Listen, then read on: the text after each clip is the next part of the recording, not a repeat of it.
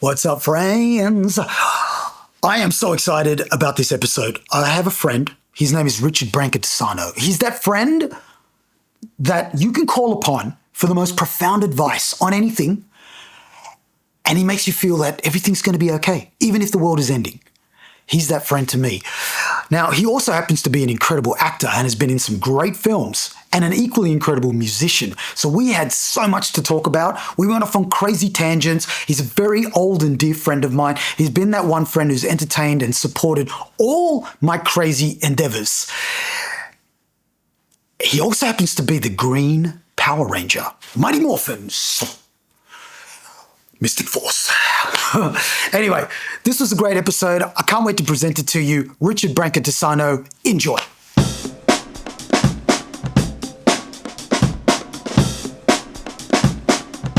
Bro, yeah. Can I tell you how excited I am to have you here? Are we recording?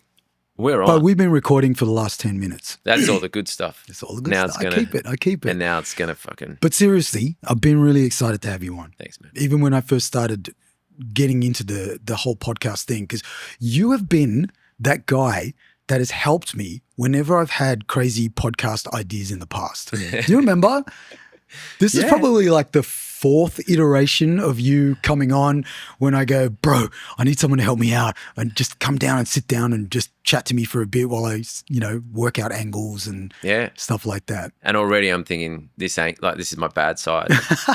Really? Yeah, 100%. You got a good but side. I don't want you to have to change everything. Wait a minute, you got a good side and a bad team. side. Yeah. Okay, thank you. I it's appreciate hard to believe, eh? No, it's hard to I do. I hate this side of my face. Really? Well, yeah. It's How would you know? Like, do you sit? Well, because I put down self-tapes and whenever I'm seeing different sides, I'm like, oh. But you know what's interesting? This side of my face feels more natural or something, or when I watch it, it seems to emote more. That's why I chose that angle. I knew that. I wanted this podcast to be very emotive, and I was like, the left side of Richie's face actually looks more emotive than the other side. Mate, you re-jigged your whole apartment just for this moment, bro. Just for this moment. And then after this, I'm going to end the podcast. Am I the last person on the podcast? You are the last. Appreciate that. Mm-hmm. Let's go out with a bang. So, my man, my new peeps, when I say new peeps, I'm talking about this is a new channel and people don't know who the fuck you are, let alone who the fuck I am. So what I like to always ask with my guests that come on is to give me just a little brief history. A little brief history of Richard Brancatisano. In particular, because you're an actor, you are a musician. Do you dance? No. Because that will be a triple threat. I wish. What do you think you could add to that to be a triple threat? What were the first two? You're actor and musician. There's got to be something. Does it have to be threatening or? No. But I mean like something that just gives you that extra. That extra thing. Muso, actor. Oh, I've probably only got, I'm barely those. Fuck. All right. So you're just a double threat right now. Not even. All right, okay. Single threat. All right. 1.5 threat.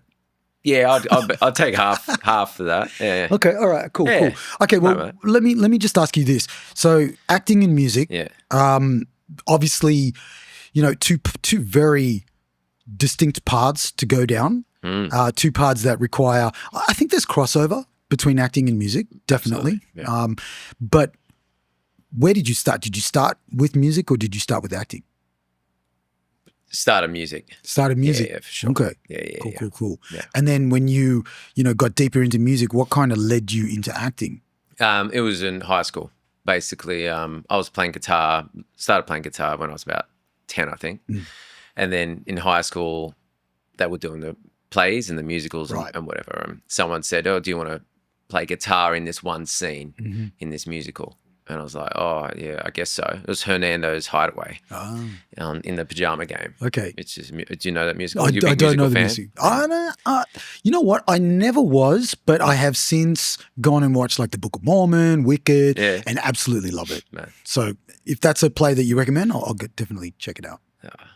I don't know. I'd have to rewatch it and see. Okay, so you're on stage. I can't remember. Anyway, so I'm on stage playing guitar. Hernando's Hideaway. Are you Hernando? Yeah, exactly. No, seriously. Come to think of it. Who are you? No, I was just some random person. They want to walk Right. around playing Like a busker. flamenco guitar. Okay. Just they wanted to add some sort of, maybe it's in the script. I don't know. I didn't read it. Sure. I just got told I think to they call it stand there and play. ambience. Yeah, exactly. And I did that, and then this was 2 weeks before the show went on. Went on stage, went live, and then they said, "Oh, why don't you just go and do all the, like become a part of the background, like I forgot what they call it, the main not the cast, not Prop. the leads. They call it a props. I was playing a tree. I went, yeah, and so I learned all the parts to all the background or what there's a word for it. I don't have the word. And I enjoyed it. And what I enjoyed just as much as all that was the vibe. Right. Like there was a real community there, and it was all like based on music and acting. Okay. And I was like, oh, this feels like home. And then from then I started doing the musicals and plays at school. And then basically I finished school and I didn't know what I wanted to do with my life. And it was either music, I guess, or someone mentioned there were drama schools. And I was like, really? And they're like, have you heard of NIDA? I was like, no. And they're like, well, you go and learn how to act. And I was like, fuck, these things exist? Wow, okay. Had no idea. And then I auditioned for a few and got into one and decided to do that instead of music because I didn't want to stuff music up for myself by learning too much about it, if you can believe it. Yeah, like getting a little too deep or overwhelmed? Yeah, you know what? I'd already done classical music. I'd done the AME exams and all that and playing classical guitar. And I felt like going to university for music would... Something about it didn't feel right to me. Yeah. I was like, there's maybe I didn't feel like I didn't need right. it, or not that I didn't need to learn more. Right. Like, gosh, I could learn. There's so much more to learn. But music was already giving me everything I needed in life. I didn't want to, coming out of school and being so over studying and exams and, and music was my escape from school. You probably just wanted to play. I did. I didn't want to go. I didn't want to combine school with my favorite thing that saved me from school. Yeah. You know what I mean? Dampen it. Yeah. And for some people, do the opposite. But for me, it was like those two things. Yeah. No, I'm keeping them separate. But for acting, basically, it was like, well, you either do that or you got to go to uni for something. Sure. Well, my parents were like, it's probably a good idea to study something. So I was like, fine, I'll do acting. You know what I mean? Yeah. And I did it, and that's where I started actually realizing there was a craft to it. Right. And the more I realized there was a craft to it and I was around like-minded people, the more I started actually enjoying it. Right. And being like, this is cool. Okay. Did the people that you were around, did they know that you played music as well? Or did you keep that a little? In drama school? Yeah. Oh, no. Half of them were musicians too. Oh, really? Oh, yeah. Like you said, cool. It goes hand in hand. Yeah, that's right. So, kind of a natural progression for some people to go from either music to acting or acting back to music, that kind of thing. Absolutely can be, yeah. Because like you said, a lot of it does overlap. Yeah. Yeah. Because there's that sort of an innate ability to go deep within and, pull out emotion. And I would imagine. You would be a good actor. You reckon? 100%. Wow. I've never thought about it. Really? Yeah. Unless they do like a documentary on Uber Eats or something like that. I could play that guy. Like, where are you going with this? Like, okay. Yeah, I could be the founder. I often look at a lot of people and think, oh, they would be a better actor than me. Or, you know what I mean? Often, a lot of my friends in my life, I just think, fuck, if I had your talent or the way you see the world or your humor, do you know what I mean? I'd just go, oh, you'd just be a great actor. I just think. You know what's funny that you say that because I've never really entertained the notion of it. And I'm vlogging now. So I'm literally talking to a camera. So in a way, I'm but I'm being me. Yeah. So if there was a role where someone said, look, just be you, then I'll be like, sweet. But if there was a role where you would have to learn a lot of script, forget it. You're lazy. Not lazy. You're too lazy to be an actor. That's your problem. And guess what? What? I'm lazy too. Oh, really? Yeah. All actors lazy? They always seem out of work, so I don't know. I'm just putting two on purpose. Yeah, they hate working. Right. I think if you're an actor and you've got a good work ethic, you're already ahead of a lot of people. Okay. Because this is a tough one. Now, I know a lot of actors who work really hard. Right. Right? They're not lazy people. Yeah. However, there is something where you could, if you're right, you can go on, you could be in a film with no prior experience and be great. Yeah. But as a doctor, could you go in and do a surgery with no prior experience? Actually, that's rhetorical. Yeah. They don't call me Dr. Drift. No, actually, they don't call me that at all. But no, I get what you're saying. Right? Yeah. 100%. Most things you have to study a long time and then actually like work alongside someone and have all this skill to be able to do the basics. Yeah. Now, acting is a weird thing where some people just have it. You know, you see that all the time. Someone just comes in, you're like, wow. Okay. So therefore, you know, where's the work? Like the work, obviously on set, there's the work, but how much time and effort went into training for that? You know what I mean? Yeah, I went to uni for 3 years, but a lot of that was just drinking, and I hated doing I liked the practical aspect of the course. Right. Any essays and stuff, I hated it. Yeah. You know what I mean? I was like, I need to just practice what I need to practice to be on camera. That's what I wanted to do. Because acting seems so visceral. Like it's got nothing to do with what's on paper and reading, unless you're reading a script, of course. But even that, you would have to draw from that how to interpret that into an emotive flesh human 100%. being, and you know, to have that translate take after take on camera, right? Yeah. So what about those actors?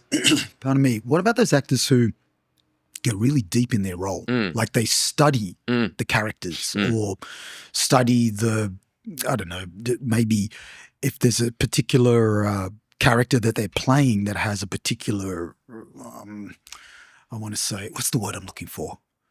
They've got a personality, a particular personality. Personality trait that's obviously very different to theirs. 100%. That's great. Yeah, something like that. Yeah. Like imagine if you're not ADD and you are playing a character that's ADD. Yeah. Having to study that. Is that something that you feel like you could delve into, or is that easier than actually just studying that? It's a good question. A lot of the time this comes down to casting and getting someone who is similar or does have similar traits. Okay. Potentially has ADD. Like probably a lot of actors. Yeah. So it's probably not a good example. Right. You want, like, what happens if you're playing a doctor and you have to be hardworking and, you know, no. Yeah. I think all actors are different. Some love doing that homework.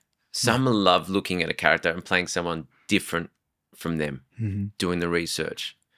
What you want to do is you want to see how that person is different from you and how they're the same as you. Right. And then you're sort of keeping the things of that character that are the same and amplifying them, and then taking the parts out of you that are different, right? Sort of putting them aside, and then having to learn these new parts of this person. Do you know what I mean? Yeah. Wow. So what you sort of want to do is take your impulses and then shift them into the direction that the character's impulses would take. Right. You know what I mean? So if my impulse right now is to, you know, stay seated in this chair and keep talking to you because I don't have ADD and I can actually pay attention, maybe I go, every time I have that moment where I go, I need to pay attention, I just lose myself for a second and start talking about this car or that tape machine that you haven't pressed record on. No. Do we need to restart? The head needs to be fixed on it. But really? I do get what you're saying. But that would be hard to So there you go. I'm ADD now because I'm talking about that. Right. I see what and it's hard for me. Not that I really know what, like, I'm no scientist. Aficionado on ADD. Yeah, of course. We're just plucking that out. So in no way are we throwing shade on people with ADD. Yeah, and now I'm looking at that camera. Which I've got to take a Polaroid of you later. Is that, it's not facing me. No. See that wall there? Yeah. Oh, yeah, I saw that. Yeah. I've got a Polaroid wall on my fridge. All right, so we've just acted ADD then. If ADD is jumping from one thing to the other, that's what you know what I mean? You just got to follow impulses. Did you just act And like to answer the question. And I didn't even, it went unnoticed. I'm There like, you go. See, And that's how good you are. That's good. So that's using me, but then just steering my actions to what the character would do. So I don't look at it as playing a character. I look at it as it's me embodying what those characters' traits are and doing what the character is written to do. Right. How do you go from something like that to your normality after you've finished a filming session? I've never really had an issue with that, and that may be because I'm not at the height of actors who are, having to play the Joker or, Do you think that those actors, literally need to be 24/7 in that character role? It's hard to say, and every actor will have a different opinion on this. Some people sort of need to lose themselves in it to stay in it. Yep. Some actors don't. Okay. It's different for everyone. It would be the same for all vocations. Like everyone is different. I mean, that vocation in particular is unique because you are, like you said, you're literally putting aside traits that are very inherent in you in order to bring out the traits of this character that you're playing. But like you're on a film set for what, 10, 12 hours, something like that. After that, you got to go home. Yeah. And if you've got a family or a partner or something or other to go to, you kind of have to go back to Richie in normality sort of thing. And like you said, it's easy for you to do, but I would imagine for some that would be quite challenging. Yeah, and I think it depends on the role, obviously. True. Like if you're playing something that's quite dark, I think, that's the car trip on the way home. That's a moment just to take a breath and go, all right, it's done. Yeah. What if you live next door to the set? I think you're fucked. And you end up killing your family. Yeah, sure. No, I think you hear stories all the time. It's hard to know what's embellished for the sake of clicks and, you know what I mean? And how much just that actor was struggling. Maybe they were struggling with the pressure of doing the show. And that was the hard part. You know what I mean? And I guess they're actors, so you don't know. That fine line of like, are they being truthful or are they, Yeah, but also the media loves to, everyone loves to embellish a story, right? Because it's a story. Like it's got to be interesting. It's even worse now, isn't it? It's even worse now. Well, like we're about to get on a whole different topic if you start. Oh, man, we will. But the whole clickbait, it's mental. And I'm purposefully avoiding doing anything clickbaity with regards to this because it's hard to keep up and I feel like it won't have that longevity and people won't take it seriously. Yeah. I hate clickbait. Yeah. I hate clicking on a title in a YouTube channel and just being like, and they'll even admit now, they go, yeah, the title's clickbait, but I had to get you on. And then you're like, oh, okay, well, you're being honest about that. But you lose trust 100% in people when they do that. Yeah. And I don't need clickbait to click on something. No. I don't. It's like I'm on YouTube searching for what I want to search for. And when I find it, I want to know that this is what I'm clicking on and spending my time watching is going to be what I want, not, you know what I mean? Yeah, not something that you use to just reel me in and then you're going to change it up. And when you think about it, that's on us. Like clickbait, it's divisive, something that's divisive. And if you just look inside yourself for a second, you know that generally things aren't black and white. Yeah. So you go, if someone's saying that, automatically you just go, do you know what I mean? Yeah. Anything that gets a reaction, you go, wait a minute. For those who are actually being honest. And it's not clickbait. They're actually telling you, this is what we're going to do. And then as soon as you click on it, it's that as opposed to something totally different. Yeah, the thing I hate to. Yeah, news media is like that now.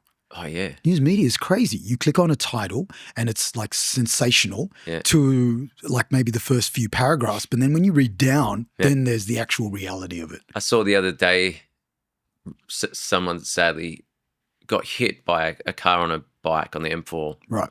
And it said police car collides with motorcycle. And then you read down and you find out the motorcycle got hit by 2 cars before. Right. Then a police car hit it. Yeah, right.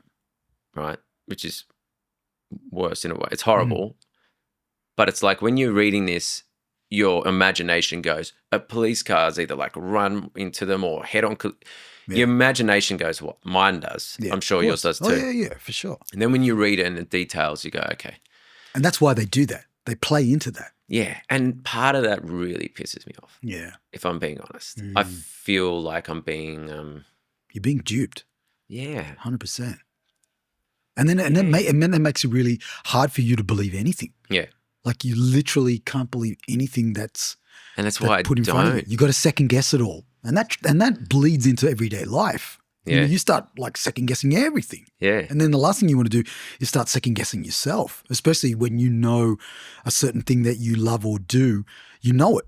Yep. But then you start second guessing it because you've been conditioned anyway. Yeah. I mean, second guessing things isn't a bad thing.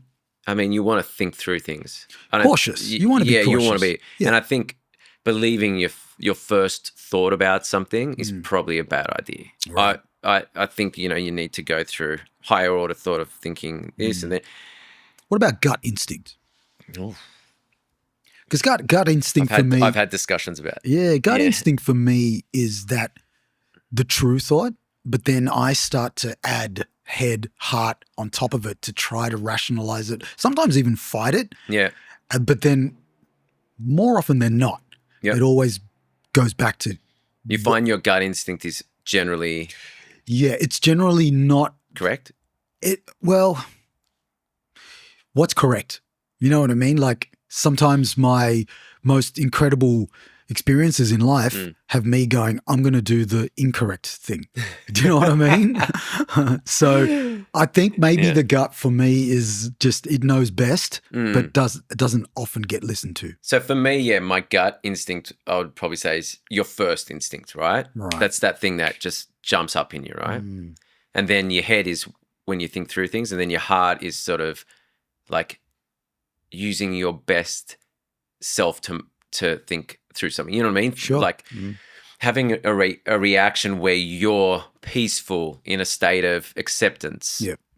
That's where when they say decide with your heart. Do they need to be fear, Do they need to be aligned? Yeah, I think you need to listen to all three. Right. And they all carry credence. Like they all carry value. And then which of the So I three? often think gut can be really bad just to listen to your gut. Just to listen. Yeah, because if you've been traumatized, your gut's, I mean, this is basically what being triggered is. It's your gut reacts to something or overreacts to something because you've had to in the past and now it's not a threat anymore. But having PTSD or something, you overreact to something. Sure. So it's trusting your gut and it's letting you down. People in those scenarios need to use their head more and marry that. That doesn't mean don't listen to your gut. No. That doesn't mean your gut isn't picking up on something that is not there. It's a spectrum. Do you know what I mean? It might be definitely calling something that's 10%, 50%. Yeah. Do you know what I mean? So that's where your head comes in and goes, wait a minute. That's right. You're picking up on the right things, but you're amplifying them. And we just need to turn that down a bit. And then you go, oh, okay, it's not such a big deal. Yeah. I can deal with this in this way. And then maybe you use your heart to decide how you react. Sure. If I was in my best state, how would I react to this situation? So I think all three, I think when people just say, listen to your gut, this is the other problem I have social media and stuff and Twitter and short form memes is it's too short to get context. Yeah. So when you say listen to your gut, one person reading that should be listening to their gut. The other person should absolutely not be listening to their gut right now. Well, it'd be like pretty much if I was to do a TikTok reel of this conversation and I just cut in you saying listen to your gut without any of the context surrounding it, people would just go, this guy, he's told me to listen to my gut. Right. And then if you go and delve deeper, it's like, oh, whoa. This is, again, another reason why I have kind of like struggled with whether I want to do shorts on YouTube for that purpose. Because these podcasts are going like 3 hours, man. And the thing is, everything. We got another 2 hours of this. We can go as long or as short as you want. No, it's fine. But you know what I mean? Like the context surrounding everything that we talk about here, it needs to be heard. And that is what I like about podcasts. Right. If you've got the patience to sit through and listen to the whole thing, Sure. which is hard in this day and age. And I think to myself, when do I listen to podcasts? Maybe coming back from a gig is I'll put on YouTube and that's when I'll listen. Yeah. Like once I'm done with music for the day, because I've just been playing it for 3 hours and I'm like, I don't want to listen to music. Sure. I don't need to warm up my voice in the car on the way there. So I've got a moment. That's when I'll listen. And in those cases, yes, you get way more context. And that's why I think podcasts have sort of taken over the world in many ways with getting information out there. 100%. Because, I mean, for a million reasons that everyone knows. But YouTube is the second largest search engine to Google. And it's watched. I love YouTube. It's watched way more than Netflix, any of the streaming services. And so it should be. And TV. Do you subscribe to it? Are you on premium? I'm on premium. Yeah. Of course. If you're not on premium, it blows my mind when people don't pay the money to not have ads on YouTube. And it's not that much. It's the best thing I've ever spent. Better than a gym membership. No. Better than everything. But can I tell you, if everybody did that, I think it would affect the monetization of a lot of channels because they make money out of AdSense. Oh, and there'd be no ads needed. And well, then, wouldn't that pay for it? No, the only ads that you would do would be like a cut to of a sponsor. Are you going to do sponsors? Honestly, I don't know what I'm going to do. Are you open for it? I don't know what I'm going to do. Like at the moment, this is more legacy content. This is stuff that I want the world to enjoy when I'm out of here. That's my premise for it. And you're not going anytime soon though, right? Hey man, I'm 51 this year. So you're halfway through your life. Yeah, but bro, this is the time where heart attacks, strokes, fucking diabetes, all this shit is around the corner when you. But nothing's going on that we don't know about, and this is why you're doing this now. Seriously, no? Not that I know. I have lost so many friends who have been fit, younger than me, who have just been gone like that. Tell me about it. Crazy shit. So this was that decision to go, okay, you know what? If I'm going to go, I would love to leave some enjoyment and joy to the world by the way of fascinating humans, great entertainment, music, just me, I guess. What a good reason to do something. Yeah, the content and the reason why I've like spent so much time and money and love on making it look great and that is because I want it to be just aesthetically pleasing, audibly pleasing. Yeah.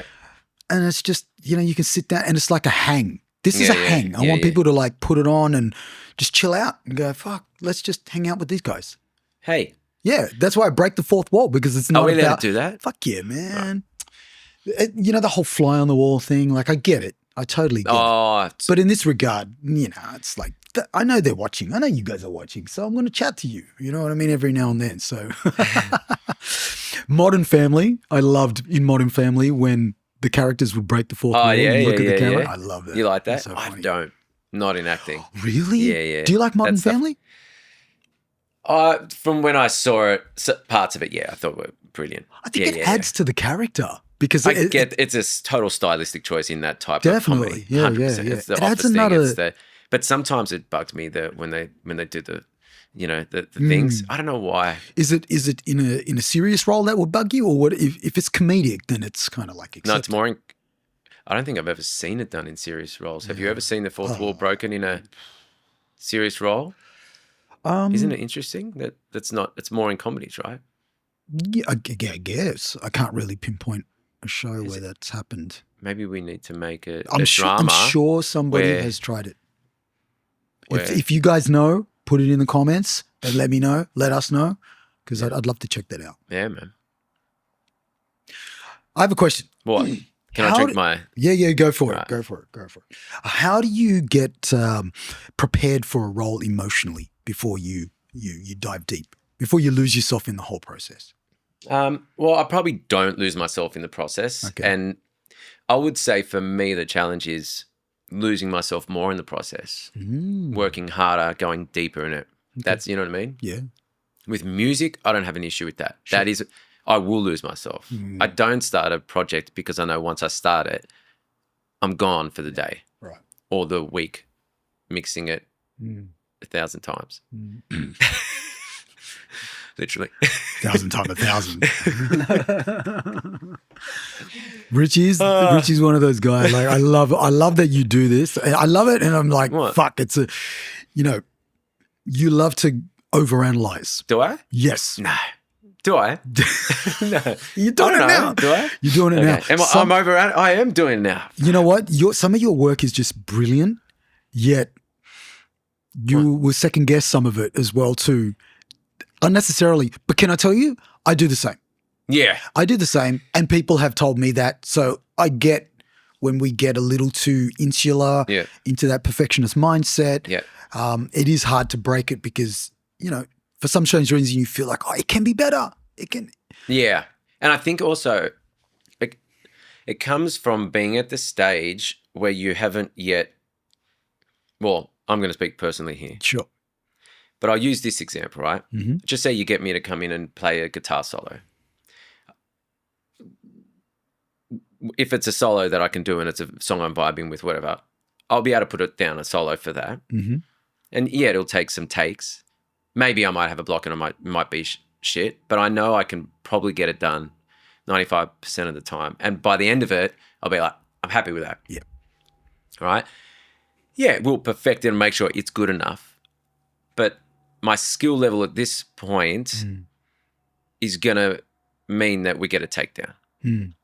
Now, with mixing or with an instrument that you're not at that level, sorry, this mic is so close. I'm not used to having a microphone in front of me. So, I still feel like I'm at the stage where I'm improving a lot week by week. So, like, I'll do a mix, and then the next week I've learned a whole bunch of things. Sure. They're going to make me feel like I can do a better mix. So you just keep going back and trying to improve and trying to improve. Sure. Whereas I hope that I get to a point where I'm like, okay, this is as good as the mix is going to be for the next 6 months to a year before. Yeah, maybe in a year, if I came back and looked at this, I could probably improve it a little bit. But I'm at that stage where I know I'm doing a solid mix, like guitar or singing for you. Sure. You go in, you nail it. You'll be like, that's as good as it's going to get. Maybe in a couple of years, something might have, you know what I mean? But you're at that point where your improvement's now very slow. Right. You've done that exponential bit. But what about the whole mixing? What about the whole concept of you putting out where you're at so that you and your listeners can experience your journey? Because you're always going to be improving. Yeah. But for the sake of you actually putting it out so that it's out and you move on to the next, as opposed to sitting on something for a long time. Do you do that with acting? This is interesting. Okay. So acting, I don't get a choice. It's like I came out of drama school, I got an agent, I auditioned for a role, and I was filming. Right. I didn't get to go and watch the takes and go, you can't use that. Right. Don't put this out. Would you do that if Okay. If I was editing Power Rangers, oh really? I wouldn't have let my roll out. Are you serious? No. Okay. I watched that and I'm cringing. I'm going, this is horrible. But at the time, every acting job I've done, if I edited it, right, I would have. You wouldn't be an actor. I wouldn't. I'd do tapes where I go, I wouldn't cast myself. Does every actor feel like? Does every actor feel like that? No, I don't think. I think there's times where they feel like that. Yeah. A lot of actors hate watching themselves, will judge what they're doing. What is it? Hard. Break it down for me. Yeah. What is it? I think I need a tissue. Do you want a tissue? Is that right? Yeah, of course. I'm going to ask you a question, and then while I go and grab that, if you can answer it. So what is it? And break it down for me. What is it that you are looking for when you're overanalyzing your work? What are you looking for? I'm trying to match what's in my head. Am I just... Okay, so this is a great example of acting now because sometimes we have to pretend like we're talking to someone who's not there because they're off in the toilet or they're eating or they just don't care about being there for you when you do your lines. Right? But you know what? I'm not going to act anymore. I'm going to follow you around the room. So... This is weird, blowing my nose on camera. Is this weird? Bro, who cares? It's like so real. Yeah, dude. It's so real. I had People shitting on camera. bro. I had a friend, a young parkour athlete on, and he brought his dad. Yeah. And his dad was sitting down on the lounge. Yeah. And his dad needed to go to the toilet while we were filming. Yeah. So he crawled down. Love it. I'm like, bro, we can see you. You know what he said? He goes, "This wouldn't happen on Joe Rogan." I said, bro, don't worry about it. I don't give a fuck, man. It's amazing. Yeah. So what was the question again? Okay, break down for me what it is that you, in particular, are like analysing if you were privy to watching some of your specifically, rushes. it's different every time. Right. This is the problem, right? Because this is where you get into trouble. If you're watching a take back and you've got a list of things that you wanted to get right. in that scene, certain beats to hit, emotional sort of points, like, you know, you look at your scene and you go, okay, from here to here, I've got to reach this emotionally for it to work for the story, for it to even be interesting. Yep. So there's an emotional landscape you got to walk. Then you got to get your lines right. And then there's also like how's your accent if you're doing an American accent? How do you look? How's the lighting? Right? But isn't that the director's job? Yeah, but are you talking about self-tape or on screen? I guess I know on screen in particular. Yeah. Like if you were to watch a rush or you were so generally now they don't let you watch rushes, really. It's a bit unprofessional. And is that because the actor will probably make it difficult? Yeah. Okay. Yeah. And you know what? Being on set is a little easier because, number one, you know the lighting's good. Right. You know, you trust the sound's director good. too. You trust the director. Yeah. You know they can cut away from you. Yeah, right. So, you know, when I'm blowing my nose there, I trust that you're going to edit yourself in that moment. I'm actually going to cut in. And you're going to look at I'm going to zoom in. You know what I mean, though? That's what you're... Sure. Now, with the self-tape, it's always on you. Right. So it's a little easier to be hard on yourself. Also, you got music in the end thing. You got the story. You're just a small part of it. Can I ask you, how many takes do you do of a self-tape on average? And I'll divulge to you a secret of mine. Actually, I'll start. Okay. Go. So when I do, I'll always do an intro to all of these episodes. You've seen a couple of episodes. Yeah. So those intros, they seem really flowy because I don't write a script. Yeah. I'm just You literally probably just do one take, right? 200. 100. Not 100, but 200. bro, sometimes I will do a whole bunch and then go, you know what? The first one was best. No, I'm going to do this tomorrow because I just hate it. But Hey, welcome to the club. Can I tell you now? I've gotten I'm so glad you're going through this. Yeah, I've gotten a lot better. In the first few episodes of this podcast, that was like, I hated my teeth. I hated my skin. I'm like, oh my God, my nose looks so big. Or that I'm too close to the cat. All this kind of shit. You go through this? I do. See, it's so I pick crazy myself watching apart you. more You look than so anyone. natural. I know, but I would pick myself. But now I'll sit down, I'll grab a coffee or whatever. I'll just really check in on my mood. Is this a good time to do it? And then I'll sit down and I'll eaten. I've eaten. You got a coffee. Yeah, I'm You're just thinking like positive about the world. in You're the not right gonna... headspace. I'm thinking about my guest, and I can flow. Yep. And I'll restrict myself to two takes. Yeah, and I just boom, boom, done. Because You're a smart man. No, and you know learn. what? It's because I've got like a 10-hour day of editing to do straight after that intro. So I need to get it done. I can't meander and like. So necessity helps it's out of as well. necessity. Yeah, but pressure makes having diamonds. to get a take in, like to get an audition to my agent, is the necessity that actually gets me to finish it. I would never do it. What if you left I would all never your do an self-tapes audition to the if I last didn't minute? have my. I do. Oh, you do? Because you're scared. Yeah, right. You know, and I figured it's out a what I'm job scared of. on I'm the line. scared I'm going to watch it and just it's just another opportunity to hate what I do. Right. And this is where preparation comes in. Okay. And preempting the self-tape with practice. And this is where I believe you will make improvements as an actor, is if when you don't have a self-tape, you practice. Right. So then when a self-tape comes in, Boom. Okay. And you look forward to it because what do you want to do when you practice? You want to put what you've learned Practice into practice. Yeah, for sure. Right? It's like I played the same songs for the last 5 years at my gigs for a couple of reasons that we can get into later. But the minute I started adding new repertoire, and at home I got a little book, put some old school, no iPad or anything. Sure. And I was like, I'm going to learn my favorite songs from my childhood. Wow. You know, Saltwater Wells in My Eyes, like all those songs that I grew up with that have that nostalgia and that memory bump to me. I was like, I want to learn those songs. I want to sing songs that I love, not just Brown Eyed Girl. No, I get it. Which is actually a good song. They're great songs. It's just... But you do need to, right. you know. The minute I started doing that, guess what? I started enjoying the gigs again. Yeah, okay.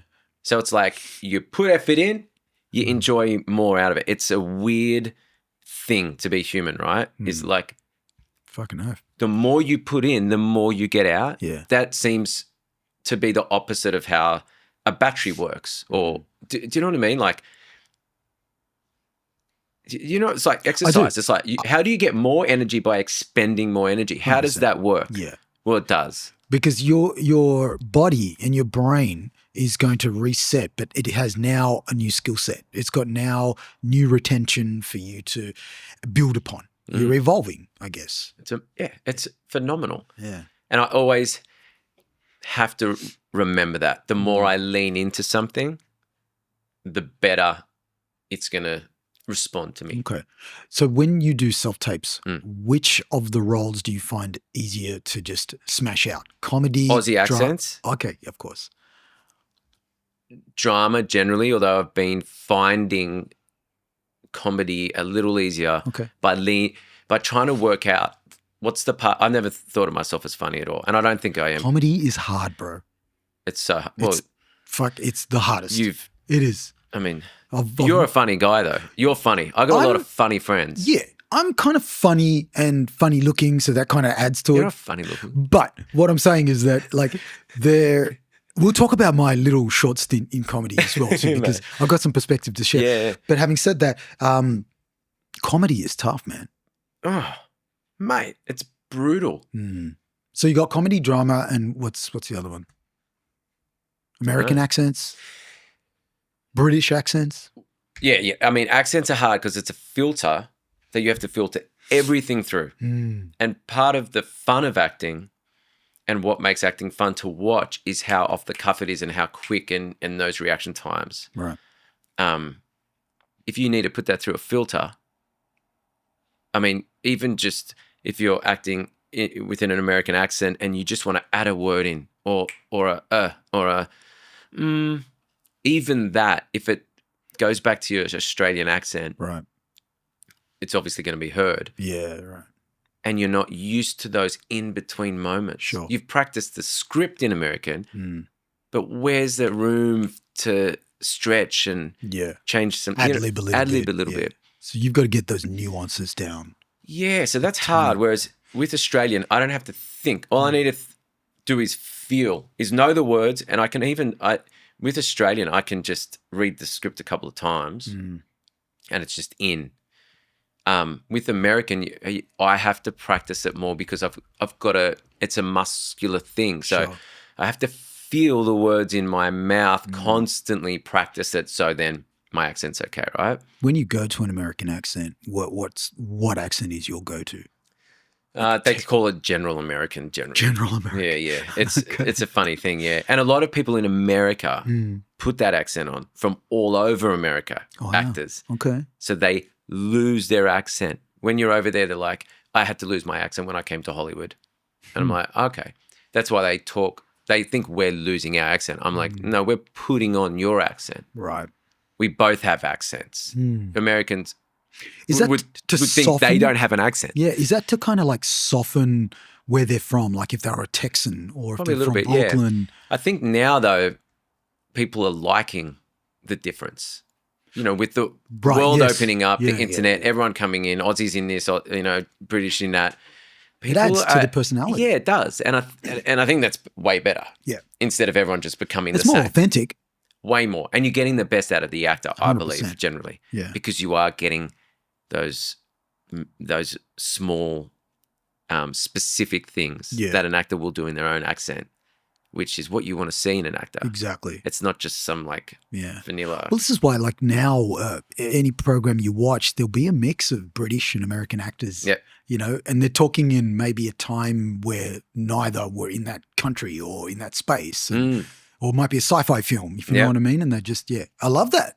Yeah, I think it's good too. Yeah, it's great. Yeah. It's so unheard of in the past. Everyone had to speak the same for it to, be incongruence and that consistency. But it's kind of cool because you are allowing the actor to just be them. Yeah. What was the original question?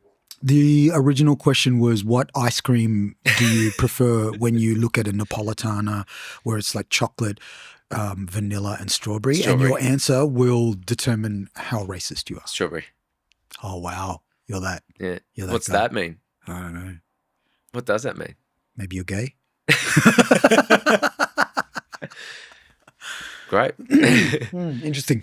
Yeah, right. I think we talked about the breakdown initially of your self-tapes. Oh, but and you definitely explained what I find that, the hardest or something. that was another like a question offshoot was which of the roles you find the hardest to do a self-tape to? Was it comedy? Was it drama? Oh, yeah, comedy. But like I said, recently something I've tried to find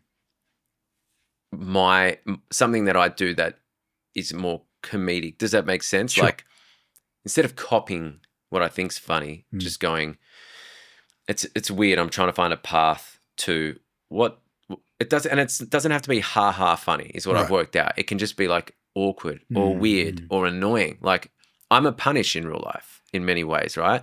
Many friends have called me the Punisher. Why are you laughing? Why do they call you the Punisher? I don't think you're a punish. You don't think I'm a punish? Actually, you were a punish. We had a treaty, which we will talk about. There's this, oh God, I can't believe we had it. We had to sign a piece of paper during the recording of an album once that stated that we were to listen to each other's opinions, and if we didn't, one would have to pay the other guy an amount of money. I think it was like $5 for every argument started by the other. It was crazy, but it actually worked. It did work. We'll talk about that later. So remind me about tree. Yeah, the tree. Yeah. Anyway, look, I think you've answered worked that. though. It did work, yeah, man. I mean, treaties work in general. Well, they can. Debatable. Anyway, what was the original question? I have no idea. Let's move on to another one. Yeah, right? Now, obviously, you've been acting. How long have you been acting for? Since I was, I guess, in high school, like 15, 16. Okay. But probably doing it, professionally. 18, 20, when I 21. Okay. So from, say, 21 to where you are now, I would imagine it has changed dramatically over the years. But have you gotten to a point now where the changes are just incremental, as opposed to maybe grandiose from when you were younger to where you are right now? Yeah, like we were saying before, I've changed for the good and the bad. Sometimes I'll look at old tapes and I go, I want what I had back then. Oh, wow. Yeah. What was it back then that you had? A sense of acting how I wanted to act or what I wanted to see on TV. When I write music, I write what I want to hear. Of course. Right? But not, of course. A lot of people don't do that. They write what they think other people want to hear. That's what music should be. Yeah, I think so. But it's hard with acting because you've got a director, you've got a writer, you've got, other people who are in control of that role. And you've also got different genres. But this is where it comes down to choosing material that you vibe with. Sure. And you see good actors and they choose the roles. The roles. Yeah. Whereas for a long time, I would just say yes to anything. And in a way, you sort of have to do that at the beginning just to get on set. Now I'm a little more discerning when I'm reading something. I'm like, because I've been on set enough. I don't need to be on set. I need to earn money, I guess, but I have a job to earn enough. I don't want to be on a set doing a script that I wouldn't watch or I don't think is a good script. And And that can be just a personal thing. Other people might really like it and love to be on that. Right. But man, like the amount of time you spend on a set and effort and when you're on set and you're working, you don't want to be putting that into something that you don't care about. So that to me has been a big change. Yeah, wow. I'm much more okay with going, I'm happy to leave that. Okay. And not just saying yes to everything. There's a power in that too. Yeah, and then it frees you up to do stuff that you actually want. Yeah. And putting the time into that. So that's one thing. I think I went through a change as an actor. Basically, when I started, it was all just feeling. And part of that is really fun to watch back. But there was also a lack of craft and a lack of understanding of story, character, doing the homework. Right. You want to marry that with that sense of play and that sense of surprise. And I think when those two things are balanced well, that's when you get a really good performance, because the performance is married to the script. So because the story is so important. Yeah. The script is so important. That's why the movie's being made. Music is important, story, everything, right? Exactly, right? That's why it's being made. So that's why if I read a script and I'm like, why is this being made? If there's no story that I think is important, like to the human race to watch, I'm like, I don't want to be part of it. Unless it's just, it needs to be three things for me. It needs to be entertaining. Yep. So when I read a script, I've got to want to turn the pages of the script. It's got to have value. So the story's got to have value. How do you judge that value? Because value is different for everybody, right? Exactly. So this is subjective. Yeah. Yeah, absolutely. But in the end, I'm the one who's got to do the work. So I've got to subjectively like it. Okay. You know what I mean? Sure. But yeah, you're right, 100%. One script that I pass on, another person's going to go, this is the best thing ever. So it's not these aren't facts. This is making sure I match the project. Of course. Do you think porn stars have that same problem when they look at scripts? You know what? I don't gel with this story. They probably choose things, I guess, that they... I'm going to go for double anal instead. Oh, Jesus. But you're right, man. Story is, and being connected to the story. Like, do you feel care, when you're reading a script like that? Do you feel like this is an experience that you've had in life and you feel connected to as a result, that you can play that role? Or I'll get onto that. I'll say just the third thing. Yep. After it being entertaining and having value, is it being novel in some way? Is it new?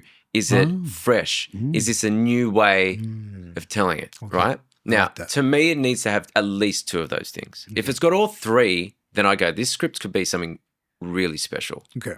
But if it's just got two, then I'm like, this is good enough. So it might be a comedy that's hilarious, so it's entertaining. It's got a good message to it. It's about friends and looking out for each other, and it's done well. Yeah. But hey, it's the way it's done, the script and the story, we've seen it before.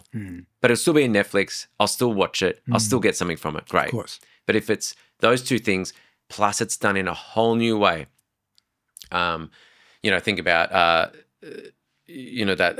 the one about that boy stabbing the girl on that drama.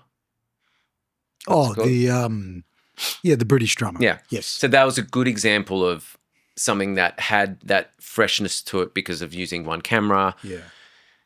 Plus the story was important. Yeah. And it was entertaining, or entertaining in a way that you wanted to keep watching it. Sure. So that's something that ticked all those three things, and it was a hit. Now, it could have not had that extra, that whole fresh outlook of, and they could have just shot it normally, and it would have just been, okay. Now, it does have sort of a fresh thing with the story, like we haven't really seen a story like that. So that is something that's novel and new as well. So when you look at things in that way, it just helps you go, okay, why am I not vibing with this? Oh, because I keep getting up and getting bread and to eat halfway through the script, because if I like this script, I'm not going to think about getting a snack. I'm going to want to I'm going to want to go, oh, shit, I've been needing to go to the toilet for the last 30 minutes, but I haven't got enough. It's like reading a good book, right? Yeah. That's what you want. Right.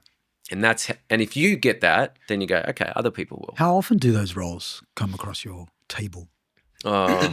Not that often. Not that often. And I think if I was probably a better actor or further in my career, I'd probably see more scripts like that. But yeah, but often enough that you go, this is good. But then oftentimes things just come across and you just go, I can't put my time into this. And that's not saying that I'm too good for that. Yeah. Like half the time I don't even think I would book those roles. But it's not about that. It's not about being too good for something. It's about whether you like it enough or you jive with it enough to do it, to put in the work that's needed to make it good. Of course. Yeah. So it's quite simple. First of all, I haven't heard the word jive in a long time. So Who said that? You. Did I say the word jive? You said jive with it. Yeah. It's awesome. But I totally get it. Like you have to, it has to resonate on so many levels, right? For you to, because you're the one immersing yourself into this role. Yeah. And at the end of the day, you're the one that's being seen on camera. And people are People are going to have to connect with you for this movie or TV show to actually be watchable. And if I wrote a script and was casting for it, I would want the person reading the script to like the bloody script. Yeah, of course. I don't want someone because it'll come across in the acting. Yeah. But does that happen? But it's what? Have you worked with actors who are just there just to get the paycheck? Of course. Absolutely. And that's just a problem because it's so hard to get a role and you do so many auditions, like 100 to 1. Yeah, wow. Almost. Maybe not that much. I don't get 100 auditions anymore. But I mean, you've got a pretty incredible body of work. Would you be like shortlisted or expedited when it comes to these roles? Sometimes in some ways. Maybe a little bit in Australia. I guess as you get older too, there's less people still doing it. Right. Which I've been told by my agents, you're in a bracket now where a lot of people have stopped acting, so you get less auditions. But is that an age thing or? Yeah. Really? I'd imagine because a lot of people get to 41 and go, well, I'm not earning enough money from acting. I need to do other things to get by, to look after my family, or you know what I'm saying. So I think I'm lucky because I've had the music. I can work at night. I can earn enough, and I can still audition and do roles. But, I wouldn't survive just from acting. No way. Wow. No way. In the past, I have. But since coming back from LA, not so much. I want to talk about LA as well too. And also, I actually want to talk about your role in that movie that you acted in, was called Alex and Eve. I wasn't going to save you either. I wanted to see you. Yeah. But 2015, right? Hey, I did my homework. And that role, I would imagine you would have had to have all those boxes ticked for you to take on because it's the two of you. That whole show is based on the two of you. Yep. And I would imagine they've probably looked at other Alexes around and settled on you. What made you want that role over all the other Alexes? Well, I don't know what the other Alexes thought but about I mean, it. what made you want that role? Because you obviously went in there wanting that role because you got it. Yeah. I think when you get the role, it's the actor who wanted it the most. Not always. Really? There was something about, I auditioned for that in LA. I still remember the audition. It was at my manager's house on top of Mount Olympus. Mount Olympus.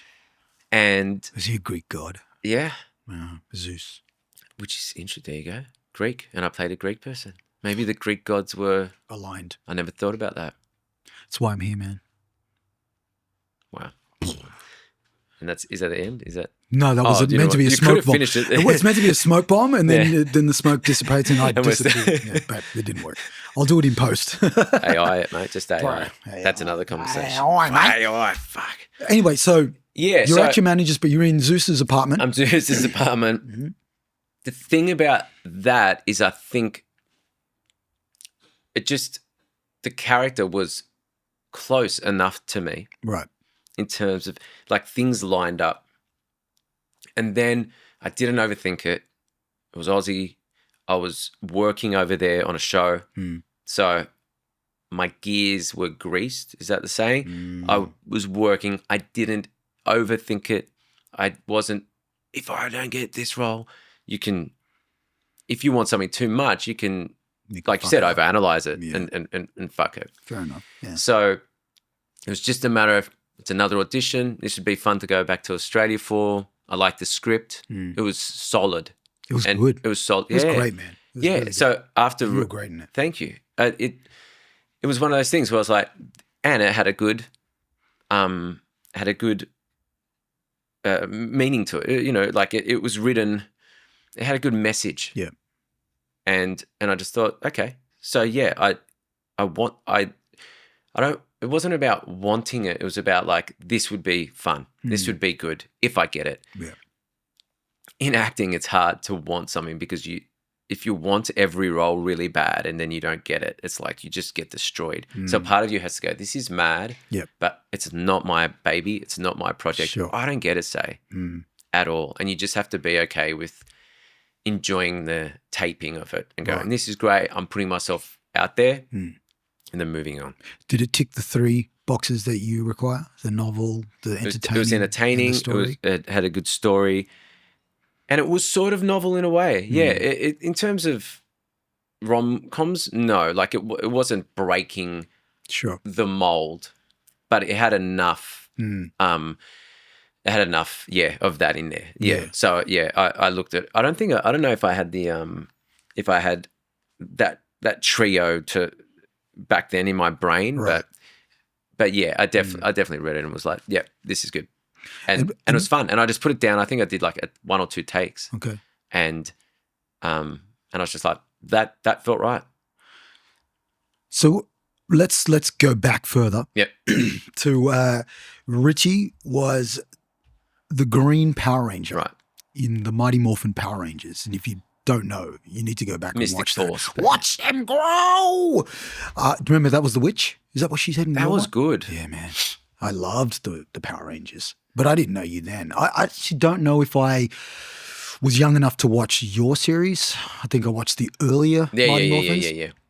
Yeah. So that role for you must have been huge. That was my first lead role on a TV show. That's a big... As a series reg, you know what I mean? Right. So I had little bit parts in White Collar Blue and Home Alone. Home and Away. What? That's what I did. And that was, that was like, oh, I've just been cast as a lead in a show. So it was a big deal for me. Very big deal. Did you enjoy that experience? I did. Yeah. It was scary. Okay. I didn't think I could do it. Yeah. I mean, it's your first lead role. Yeah. That's fucking, and it's a huge TV show. It's loved by millions. Yeah. I didn't know what it was going to mean later. I had no idea. It's become a whole community of people. I go back to the States every year for the conventions. Yep. I've made friends with so many of the fans. It's an absolute community. Well, I guess and other Rangers. They've grown up with you, right? You're part of their history. 100%. It's so nostalgic. And now we all get to come together once a year or every 2 years and hang out for a weekend, and it's actually pretty amazing. Do all the Power Rangers come? Not all of them, but a whole lot do. Okay. Like at the Morphicon in LA. Yep. Like there's 100 Rangers or something. That's crazy that they've got a convention just for Mighty Morphin Rangers. Yeah. And not just one. Of course, all of the different iterations of it. No, sorry, like this conventions in. I just was one at Atlanta. There's one in Miami. Wow. There's the Morphicon is probably the biggest one in LA. Okay. But yeah, I was just in Atlanta for another one, Ranger Stop. Wow. And so the crew that you filmed your series with, do they come to? They all came to the last one. Okay, right. Yeah. So it's the first time we've all been together since then. Like a reunion. It was. High school reunion. 20 was it 20 year? Yeah. Are they still acting? Reunion. Yeah. They're all still acting? Yeah, they are. Okay, cool. And they're all really good actors too. Yeah, man. Yeah, that's they cool. are. Yeah. So that was super cool. That's mad. Yeah. Really. And the fans of that genre of television, do they translate to all the other work that you do? Some other work, yeah. Namely Chasing Life. Right. Some know The Elephant Princess. Yeah, certain things. Yeah. Do you prefer film over TV acting? Actually, Film, TV, and theatre. Go. What would be your favourite in order? Probably theatre last. Okay.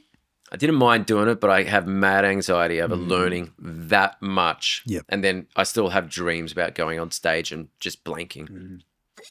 Also, if I'm looking for that vibe, I'd rather play music live. Okay.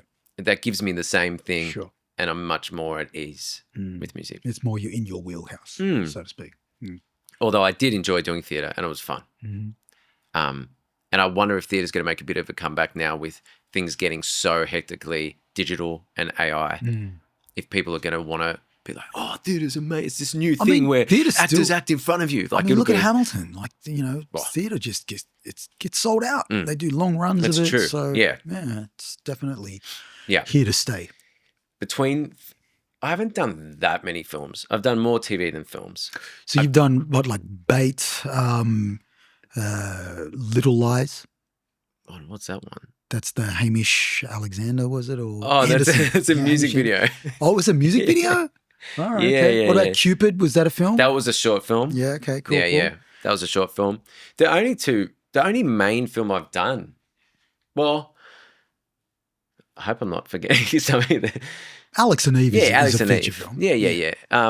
That's probably the Bait's a film. I died in the first 5 minutes. Still, it's a film. Yeah. On a film set, it's different to a TV Yeah, set. I think I like that films are this finite 2.5 minute thing where you have to get really specific about the story arc, the characters.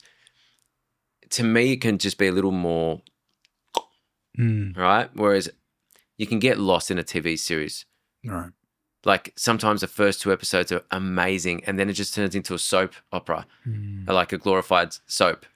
And you're like, man, this TV series was starting so good. And now it's got all the same. I could be watching anything just in different skins. Right. This one's about Vikings. This one's about race car drives. All the same, but Whose fault do this you person's dad likes the bad guy's mum and then there's this, I would love to get your perspective on that. What? Whose fault do you think that is? Is it the viewer's fault? Is it the viewer's appetite for consumption? Or is it the producers, the directors, the movie houses? This is a massive question. The investors? Well, I mean, it's important because I don't think it's anyone's. Like you said, things are just getting regurgitated. You know what I mean? Like it's very rare you see anything novel. I love how you coined that phrase. Well, I was just looking at the book and I just thought novel. Well, there's a reason why I put those 2 books. I thought there might be a reason. One is because you are probably one of the most emotionally intelligent guys I know. Yes, 100%. And obviously that didn't come naturally. a book about music. I'll tell you that. Are these for me? No, they're not for you. Are they for me? Would you like me to read it? I put book recommendations for every single guest, and they're all different. Yeah, I have a nice little library. What's this here for? That's not a book. Oh, you're doing the ADHD role. I love it. See what I did there? See what you did there. Oh, yeah, man. Fuck. You guys are really deceptive, man. Deceptive. You're in a relationship, right? Yes. Yeah. Do you every now and then get the urge to just, oh, I didn't know she was there. I didn't know she was in the bed with me. What's that mean? Are you saying, do I ever act my way out of things? Yeah. In a relationship? Yeah. Because I have this amazing it's like acting this skill. Superpower. Do you think so? I don't know. I'm asking. You're the actor. I've never thought about that. Really? Yeah. I tend to think that everyone can act. And people do. Although I got to say my gem is someone who finds it really hard to bullshit or lie. Of course. Which is something that I really like, I think. But can she register bullshit too? Yeah. She knows when you're acting? Or just... Well, I tend not to act or want to act in a relationship. I mean, what's the point of having a relationship if you have to act in it? Of course. It was a funny question. If I'm needing to act in a relationship, then I'm like, this is the wrong relationship. But you know how sometimes you meet some actors and they're always on. Yeah. You know what I mean? And it's almost like, dude, just be you. I don't really care about the persona you portray online or on TV or on the shows. Just be you. Because I've met That's loads a of actors. personality. It's the same with influencers. Yeah. You know what I mean? They feel like and comedians. Some comedians that I've met Always. constantly fucking spitting out jokes. I'm like, dude. You spit just out chill. jokes. Yeah, but I'm not funny in that way. I'm not a comedian. I'm just a dad doing dad jokes. You're funny. Telling a girl. I'm just a dad telling a girl. I don't know what that is. That's from Love Actually, isn't it? I don't know. Did someone from Love Actually die recently? I saw it on. Oh, really? Here's something. Died actually. I saw something on Facebook. One of the stars of Love Actually dies, but it didn't tell you who it was, right? Of course, you had to click on it. So I was like, fuck this. I'm not going to click on it. I don't want to know. So if now I you have don't to know. click through, you've got this much. You got this much space to tell me who fucking died, and you're not going to do it because you want me to click through, and then you want to show an ad next to, right? Subscribe to my Yeah, or thing. here's the news article, and to get through it, I have to see this ad and this ad and this ad. Fuck you. and you get to the bottom and no one actually died. It was just their career has died. Exactly. They've been cancelled. And I love the comments who go, save you the read, here's the person who died. I love the people who do that. God, some comments on YouTube are so funny, hey. Bro, they're fucking brutal. Some people, okay, yeah, there's brutal comments, there's horrible, but then there are really funny people the funniest on YouTube. people on the planet are in the comment sections. It's amazing. Of YouTube, Sometimes Instagram. it's just like, oh, I gotta go to this comment section, and the comments are phenomenal. They're and I just think there must be people who it's their whole life just to put hilarious comments up and get likes. Yeah. And I don't think about that, but I have now. But you know what I mean? I find it amazing. You know what's funny? When you do, I don't know if you've ever done it, but I've gone and seen a comment, thought it was hilarious, gone to their page, and more often than not, they're just like normal people. Yeah. With no followers. Yeah. They don't have an exciting life or something or other. They don't post much at all, but yet some of their comedy is just hilarious, like the perspectives that they come from. I would imagine writers would take stock of that. Because I would, you know, Do you reckon they go online and 100%, look at this man. shit? Look for comedy. Yeah. You reckon? Bro. And then hit them block. up. Not hit them up, but just steal it. Steal the I idea. saw someone stealing, You go. this whole CEO thing that everyone's talking about, the cheating people, right? Right, yes. The most viral thing I've ever seen. So sad. It's so dumb. It is and so taken sad. over Yeah, man. every part of And now it's memes and comedic memes. Now And AI. AI. Oh my God, the Like, AI versions are hilarious. it's insane. But I saw someone on my page take the joke, now that night Coldplay released 2 singles. And he said it like it was his joke. That's fucking funny though. But I'd seen that joke like 4 times. This is what I'm talking about. And I'm like, you just blatantly took. Plagiarized. And now whatever that person writes on Facebook, now I'm like, I don't trust that it's coming from your mouth now. Like we said I would in the never beginning. do that. I would Who do you never know what see to a trust? joke. Like we said in the beginning. It's This person I did, and I think they're intelligent, and they still are. But I'm like, on the off chance that, but there's no way this person didn't see that joke because I know they're all over. Anyway, I think the guys, I don't know him very well, but I've got nothing against he's it. a guy. We know that now. Don't worry, guys. I'll investigate. No. It's I'll not a expose him. personal thing at all. But it just made me, unless he came up with that and by himself and then was like, someone else came up with it. And fair enough. But it's a joke that you could come up with yourself. It's not that like out there. But then I think to myself, why would you do that? Would have been better if he prefaced it with, how good's this? Yeah. How I heard this joke, blah, blah, blah. Yeah. Okay. But maybe I'm just sensitive to that stuff. But I just think I could never put something up and be like, that's mine. I made that if I'd read it. It's pretty cringy. Bro, everything, so much online is cringy as fuck. And you just got to take it for what People it would is. think I'm cringy watching this. People might think this whole podcast is cringy. 100%. Which is the hard part about judging things. Because when you judge everything, and it's so easy because there's so much out there to judge. And then you have to put yourself out there, put yourself forward. That's when you go, fuck. And you can stop doing something you want to do because you're so scared of people judging you the way you've been judging other people's content or things. Yeah. So I've had to watch, Of course. with music, everything. Yeah, I've definitely changed a lot as I've gotten older in the regard. And now I always think about. Do you, so ADHD, are you going to put chapters underneath this, like judging? Like the guy who put up the CEO joke. Do you chapterize I'm going to put Richie judges people. Fuckwit. Richie judges people. That'll be a little chapter marker. I'm just thinking what the chapter's going to be. People just going to go straight to that. Yeah, most played, on the Yes, YouTube thing. yeah. I have to, because it's like for 3 hours. People. Do you do that? Well, you have to. Do you have to? Well, it's like if you got a 3-hour video and there's not some sort of chapter marking, people are less inclined to go, what? But if they look at the chapters and go, oh, that's interesting. I think it's a great idea, because 3 hours is a lot for people to go through to find. I mean, I know every part of this is awesome. But I am careful with how I title it. So it's not taken out of context. But back to the judging thing. Back to the judging thing. I just don't know why. Yeah. Yeah. Now, I think nowadays, because I used to be very judgy, whereas nowadays I try to think to myself, you know what, that person is probably doing the best with what they've been given in life. Good. And there's probably a story as to why they're like that. And it may be something darker or more traumatic than I could possibly imagine. And more often than not, bro, like I have met somebody, made an assumption, and then found out their history and then gone, fuck. I am so glad that I didn't spit that level of stupidity of judgment out without knowing that person's history.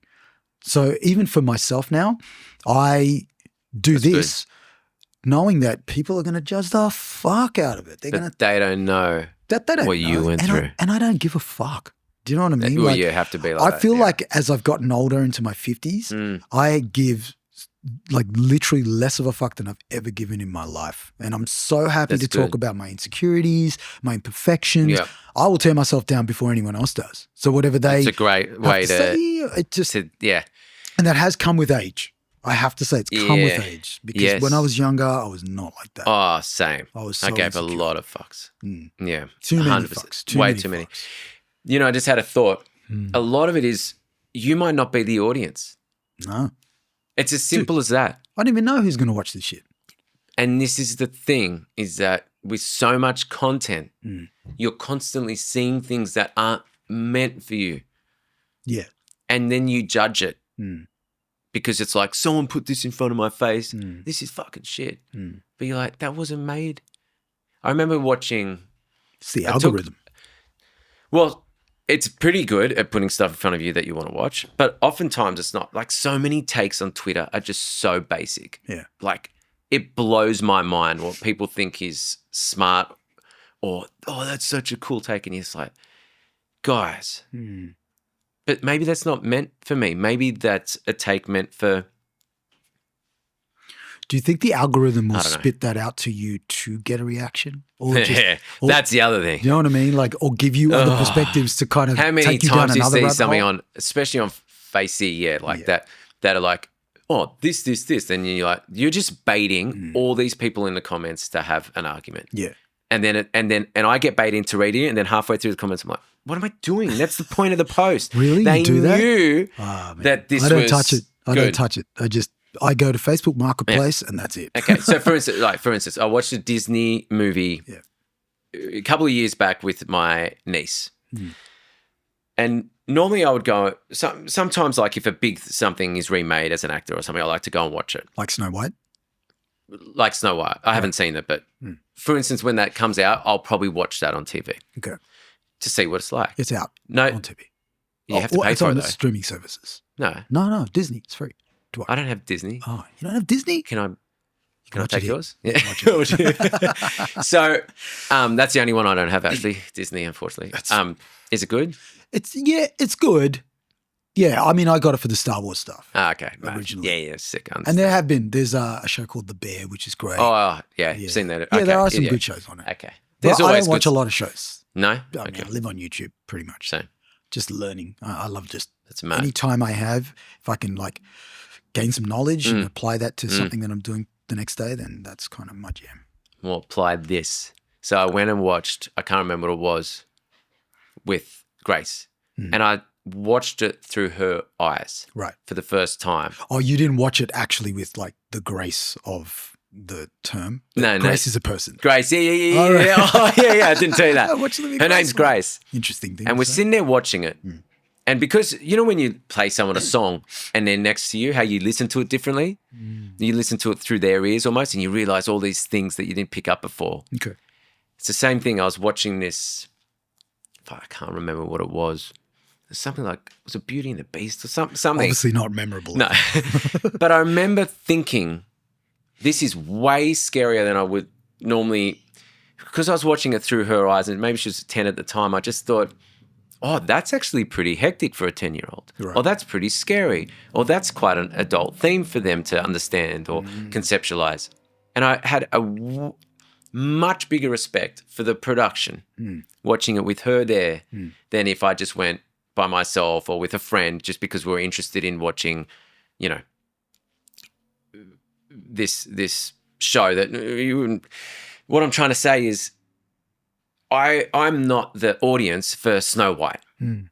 So I can sit here and go, oh, it's fucking stupid, or it's so like, it could have been done so much more like this or like that. But then if you watch it through the eyes of the audience, oftentimes you will watch it and think, oh, this is actually well done for that audience. Have I made myself clear? Yeah, 100%. Sorry. It took me a long time just to explain that concept. So you're right.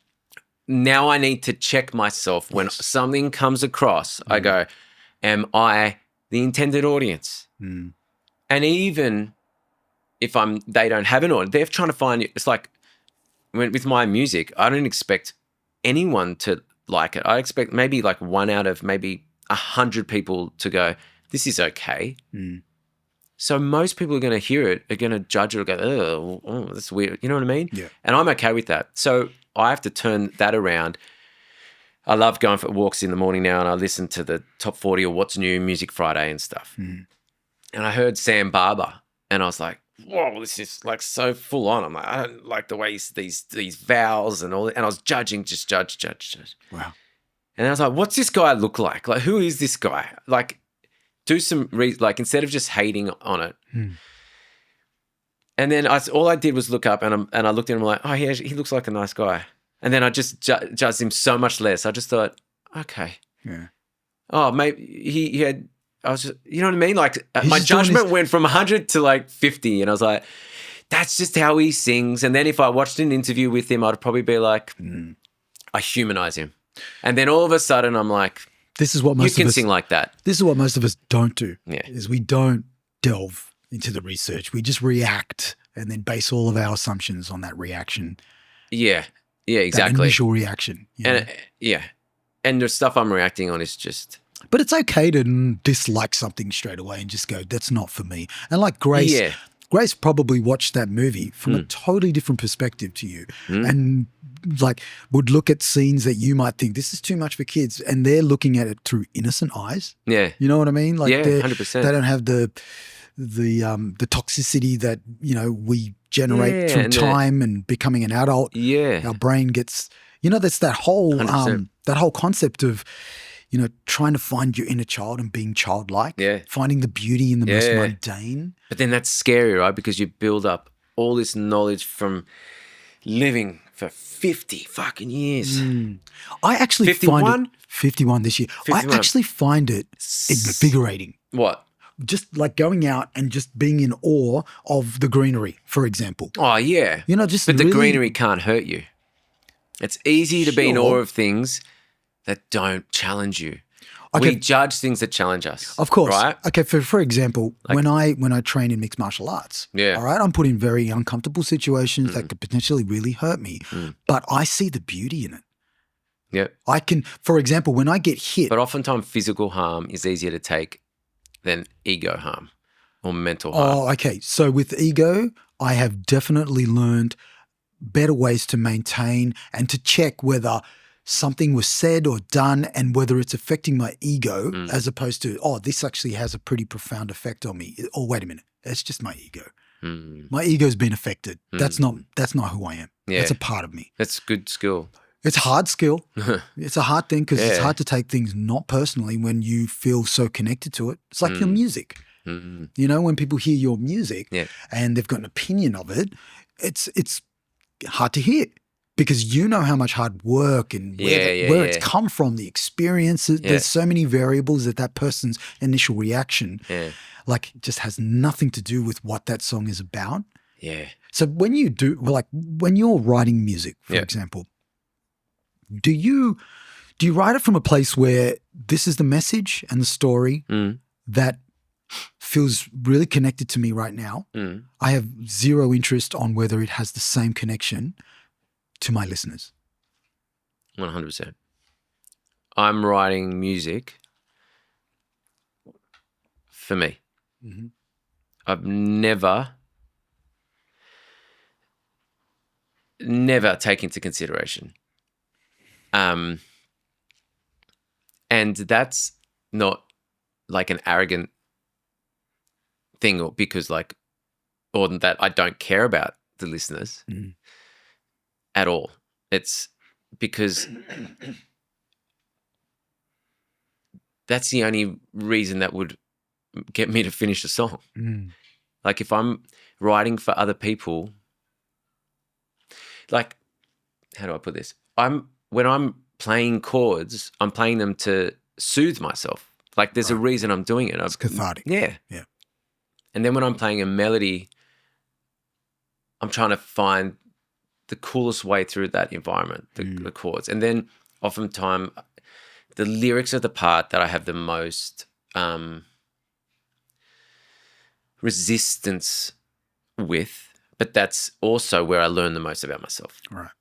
So oftentimes, as you know, you start just with gobbledygook and you got stuff coming out that means stuff, but you have to start a little.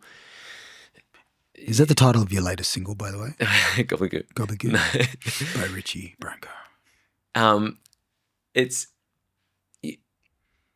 It's a great way to get the subconscious out without it being perfect. And then, as you continue to write the song and words start forming and sentences start forming, you go, oh, this is sort of what this song's about. You're sort of discovering what the song's about as you're writing it. I'm never going, I'm going to write a song about this. I'm sitting down, I'm playing chords, I'm going, this is helping me right now how I feel. And then this melody is elevating that feeling. And then these are the words that are just coming out of my mouth at this time in my life when I'm playing this song and I'm doing this. And then it starts becoming clearer and clearer in front of me. And then I'll have like 80% of it sort of there. And then there'll always be this part of the song, like that last piece, the jigsaw piece, that takes the most work. And that's often the part of the song where you can tie the song with a bow, like it's done, right? And that sometimes it comes easy and the song's just, this is it, it's great, it's done. Yeah. But often there's a part that just needs a bit more work. You got to fucking sit down and finish that. And then when you finish it and you realize, oh, that's the piece of the lyrics of the story that then makes that a song that can stand on its own 2 feet. That's a great feeling to have it finished. And that's the only reason it would be so easy just to stop before that and just be like, but you have to, at this point you've come so far and you love the melody and the chords and the vibe and everything so much that you owe it to the song to do that work. And that takes work. And then after that, I go, that was worth it. Okay. Because now I look back at that song and I go, oh, that's what I was singing about. That's what it meant. Oftentimes, it could be something like you're writing about who you think you're writing about someone else. And like you might be writing like you're the problem. And then the song is just not doing it. And then you realize, oh, I'm actually singing this to myself. I'm the problem.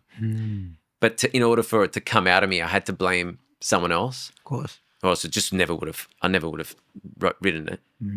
But then when it's in front of you, you go, oh shit, okay, for this really to make sense and be authentic, I have to change this one word it's me. And then all of a sudden you go, the song now is making sense. Yeah. The song is its own thing, and it's real, and it's honest, and it's vulnerable.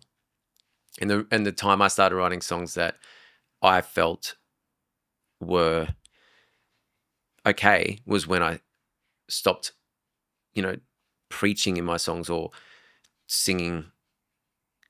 Like it's when I started becoming vulnerable, basically, and started saying things in song form that I couldn't speak or couldn't say in a normal conversation. Like an internalized therapy session. Yeah. It's art. Changing Sometimes you it's to I. Do you know what I mean? Yeah. To me, art is a way of sort of saying things that are too hard socially to say and wrapping, like putting them in a way that's palatable. Sure. In painting, in TV. Like it's hard to have conversations about things just point blank. But if I put in a nice melody and a song, I can say like, I hate you. You know what I mean? 100%. And you go, all right, I'll listen to that. Do you know what I mean? So like look at the top 40 stuff. Some of it's fucking hectically like toxic. You know what I mean? We're talking about 20-year-olds in relationships like with their toxic views of like, I was too good for you, you were shit for me. Well, shock value is really big, amongst those but you listen to it and you go, okay, yeah, you're a narcissist, but I'll listen to this song. But also too, a lot of that music is written by a team of people. Yeah. So they're looking at the landscape, the artist, their sound, what's going to complement, what's going to get the most clickbait, shock value. So all of that plays into that. And this is where I hope AI puts those people out of a job. Okay, can I ask you a question? When it comes to working with other artists, because you've actually worked with an artist just recently, how do you separate that fine line of truth with connecting to a song that you haven't written? Say that again. So how do you connect with an artist who has their interpretation of a story that they've experienced that you may not have experienced? And then how do you bring the beauty out in that song for that artist almost as if you wrote the song? You have to be able to connect to the material. Like, kind of like with is that acting. Cold? It's freezing cold. But I actually like iced coffee now. Yeah. So there you go. Best of both worlds. This is a Hannah Montana coffee. Started hot, now it's cold. Oh no, that would be a Katy Perry coffee. They're hot and now cold. Yes, that's amazing. But and you didn't drink it in the middle. You drank it when it was either hot or when it was cold, right? Yeah, that's what I like about you. That's what I like about. What I like about. How many times you sung that? Not very much, actually. Oh, not anymore. We used to back in the RSL days. RSL days? Don't act like you've never played in an RSL. They're still the days. What are you talking about? Yeah, there you go. I thought you were too good for them. ADHD, stay the topic. Wait a minute. Here's a fun fact. What? All right. You starred in a show called Hearts and Diamonds. Wait, let me finish. All right. And then fast forward, I think that was in 2022. I don't know. But fast forward years after, we were in a band called Black Diamond Hearts. I know. You copied it. I didn't even know you that. You came and saw the show. Probably. No, I didn't even know that. But hey, this is a great segue into that treaty that I mentioned. Oh, yeah. A long time, like at the start of this conversation. Yeah. I love segues. Do you like how I just weave it back in? Segue king. They call me the Sigourney Weaver of conversations. That's good. That's good. Segue, I always get pissed off with segues in podcasts because they ask a question, they're about to answer something I really like, and then they get on a tangent. Pisses me off. That's not a segue. Like a segue. Tangents.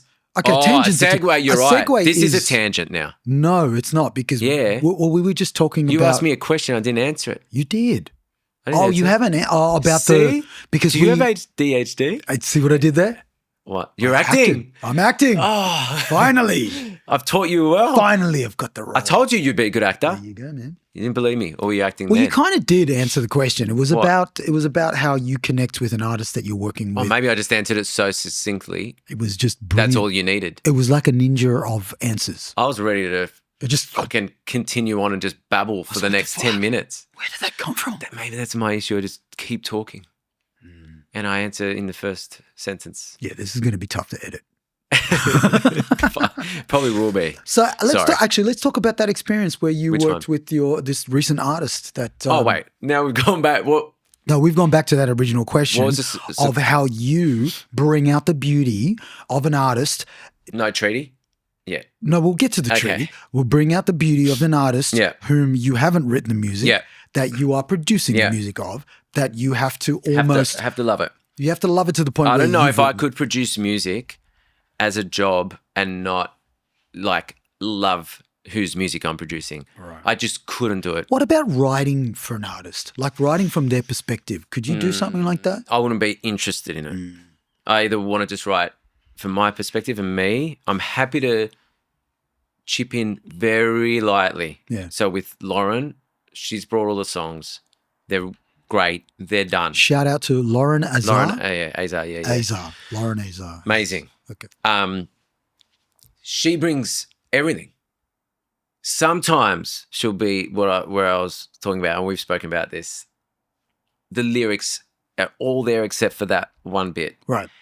And sometimes she's stopped there, and that's where, as a producer, I've had to go, hey, I've been through the same thing. We need to figure out this last puzzle piece. See, that for me, I feel like in a collaborative setting like that is the best, because you don't always have the answers to that puzzle. You don't always have the pieces to that puzzle.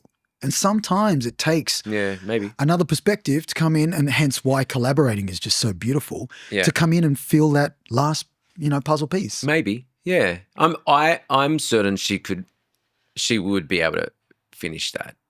I think it's probably just as I know well, it's a block sometimes. Like sometimes you're singing about something that you haven't fully worked out, and also like we're putting a whole body of work together, and maybe those songs weren't 100% finished yet. She brought them to me as ideas. So if we weren't doing it, maybe she would have finished it a little down the road. I've got songs that I still haven't finished that part, or maybe I've got all the verses and no chorus yet.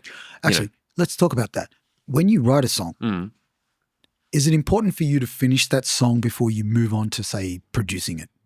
Or do you go back to it? Do you go back and refine verses and choruses? Halfway through producing it? Well, just at any stage from inception, when you actually start putting pen to paper, writing the song down, are you that writer that has to finish it before you can move on? Or you can go, oh, okay, I like the verse, I'll come back to the chorus? A few things. I have a tendency to want to start producing a song too early sometimes, as we know. Right. We all fall victim to that. And yeah. So that's... I'll just put beat. Neck minute, the bass line. Right? And then what you don't end up doing sometimes is making sure the seed of the song is strong enough. 100%. Right. So, but I learned that back with you. We were having this and you said, dude, let's just do it on the guitar and finish the song. Yeah. And I'm like, oh, I want to fucking listen to the Neve preamp on the snare while we're doing this. And all the toys are so fun. Yeah. You know why that's important to me? Because in that moment, I'm experiencing this feeling. What's important to you? The what we said, we got to finish it with just the guitar. Oh, yeah. Because in that moment, I'm having that experience with you. And that's what's bringing forth this inspiration. That's what's like all this stuff welling inside of me. Yeah. I don't know if that'll happen again. I can't come back to it. Right. Hence why don't touch the computer. Just stay pick on the guitar this. up and just stay here. Yeah. If you're connected and the as they say, the conduit's open and stuff's coming out. Like lyrics can change. Lyrics always change. But the feeling and the flow, the melody, and then just the theme and the idea of the song, for me as a writer, it's probably different for other people, is super, super important that it gets finished then and there in its rawest form before moving on to anything else. And when that stops. When you get to a point when you're writing, you're like, this is done now. Yeah. And that's okay.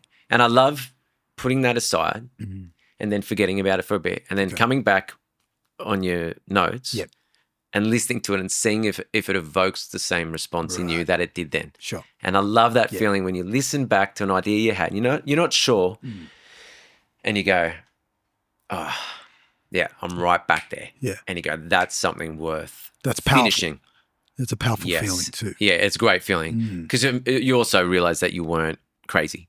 Yeah. You know what I mean? And you're like, oh, I wasn't just delusional when I was writing this. Yeah. I was feeling something. It was all congruent with the feeling, the vibe, the lyrics, the tempo.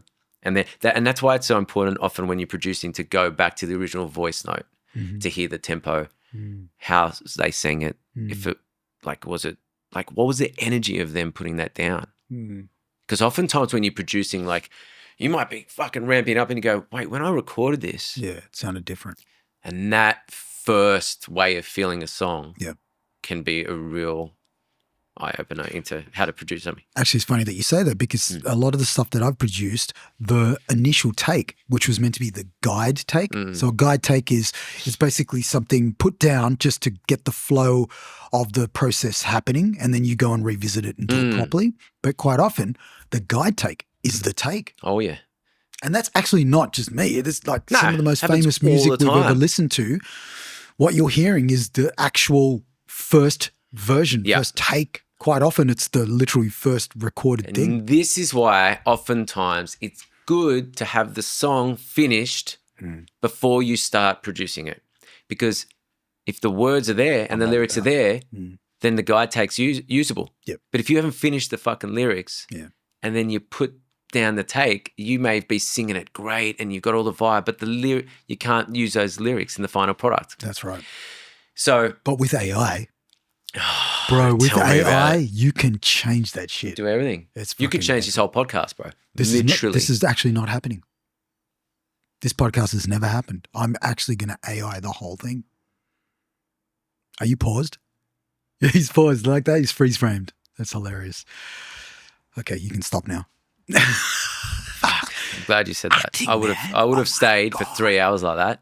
Would you? Yeah, I would do that for you. I would challenge you. That's some David Blaine shit, man. Is yeah, but don't blame me about it. God damn it.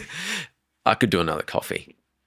You know what? I wanted to have you and one of our good friends, Dave Molland, on the show, who is also a massive movie buff. He's actually one of the guys that has helped me with quite a lot of this. He's kind of painstakingly listened to all of my stupid requests on how do you do this? What do I do now? Oh, can you fix this? He's been that guy, David Molland. Shout out to Dave. Shout out to Dave helping everyone with all their projects. He's just I was just speaking to beautiful Lauren yesterday and we're like, this guy helps everyone with everything, no questions asked. Exactly. It's amazingly generous. Yeah, he's a Dave, good human. I love you. But see, I wanted to have Dave and Richie on, but now in hindsight, I feel like that too much podcast. I was going to do your head in. You can't handle it. Not only would it never fucking end, we wouldn't be able to get through any questions. I don't know. I reckon Dave would be the glue that would. No, you guys are hard to be around.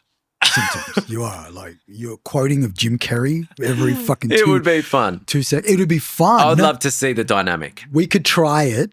Do you have enough microphones though? I got 4, bro.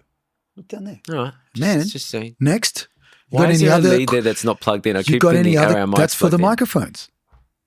Why are they just sitting there like that? Because it's easy for me to just plug them in. I don't have to go through it. I don't have a team. It's just me. Me. You've put have I got a high pass filter? I've put the black setting on you so you sound better. I don't know how this thing works, but I just feel like oh my you've God, rolled this off is what I'm talking about. From 1,000 hertz. Is this right? I've just rolled off some of the bottom end. Or is that how my end. voice sounds? That's how your voice sounds. I've always hated these mics. Don't second guess it. Yeah. You know what they're good for? It's all in the mic. To It's just not to me. really focus in on the vocal and not take in too much of this exterior Like all the dogs barking ambient noise. Actually, because he has to have his door. I'm just going to let you in a secret. He has to have his door open. Fresh air, baby. Which is why I'm freezing. Who the fuck doesn't love fresh air? I'm freezing. You've got a heater right next to you. It's a meter away from me. Yeah, I'll get more heat off the reel-to-reel if it was on. Oh, my God. Or a valve preamp. Well, I mean, you got me going through a valve pre. Richie is an aficionado on all things anal. You're saying. All things analog. He loves it. Loves it to the point where I literally put on valve amps to warm myself up in my studio now. And what? Yeah. Just because it's cold. Okay. Yeah, fair enough. Yeah. But you got to be pretty close to him for that. And No, they've gotta if be they're on for a while. Oh, wow. My Vox runs hot Wow.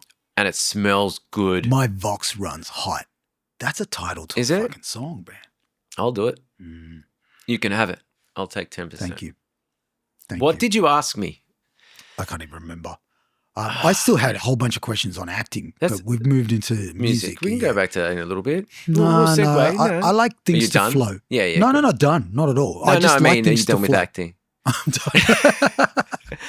I was never into it. No. I'm not done with acting, but we can revisit some questions. When the time is right, we'll come back to it. I like things to flow like naturally. We flowed naturally into music, which I know is very important to you. So it's like, okay, these are two facets of your life that, play very important roles. It's. I feel like we've spoken a good portion on your acting. If there's something about your acting that you feel No, like, it will come back. I know it will because they overlap. actually, there was a question. There was a what? question that kind of like relates. Is there something about acting, much like with music, that the listener or the viewer, right, has no idea? Is there a facet of these two things? Let's do both of them. Yeah. That a listener and a viewer has no idea. And I'll give you an example. Yeah, give me an example. All right. An example of, again, I will talk about this podcast. Oh. Right? This podcast doesn't just happen. What do you mean? Well, there is a lot that goes into it. Really? Yeah, that nobody knows about in order for it to be presented to you in this way, right? Right. It looks so just like you've just got a couple of cheap, shitty microphones and exactly. And so that's to make him look better than me. So that's an example of what maybe a viewer has no idea about, unless I was to sit here and dissect and go really super nerdy on how it is that this comes about. Yeah. So with your acting, but also you don't do things by halves. No, I'm all so in you there. could have just got this and a roadcaster thing 1,000% straight into one, right? But you no. Can't help it. Well, it's like this. If I'm going to do it, I'm going to fucking do it, right? Yeah. But having said that, if you watch a lot of YouTube, and I watch a lot of people on YouTube who are ghetto as fuck. Yeah. Like their production is terrible. Right. The audio's good. That's one thing that you can't excuse is bad audio. Yeah. But the production is just like super, super ghetto. But they're hugely and wildly successful because of it. Because people love that authenticity. Yeah. They love stripped back production. It's a new thing, authenticity. It is the new thing. But see, what I'm trying to do is I'm bridging the gap between really good, high quality production and authenticity. Yeah, mad. And I don't see that anywhere in this medium. And I felt, and that was like a niche that when I went, when I went perusing YouTube looking for people similar to me, couldn't find it. So I was like, fuck it, I'll just create my own niche. That's good. Just whatever happens, happens. That's I'm good. enjoying the process. I'm loving it. So it's good. So anyway, back to my original question. Yeah. What is it about acting? Yeah. That other people have no idea about. That you feel like you'd like to share. Just maybe two things. Two things about acting, two things about music. Yeah, let's. Oh, it's hard to come up with one. It's hard for me because I've been doing this for a little bit, so it's hard for me to have that. I often think like, how does someone think about acting who's my age, who has like the only time I didn't know about acting was when I was younger. So it's hard for me to imagine what an adult actually knows and doesn't know about acting, what they think about it. Does that make sense? Sure. So you could help me with that by going like, okay, you don't know. However, I will say there is one thing that comes to mind, and this is the same for both acting and music, is a lot of the things that you think that person was doing on purpose weren't.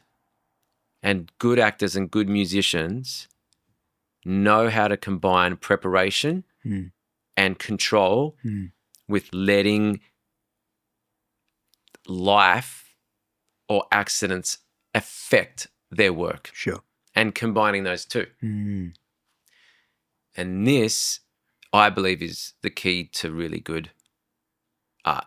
And like you were saying before, that first take, it was good because It wasn't overdone, it wasn't overthought, it wasn't overcontrolled. Yep. But in order for it to work, the preparation had to be right.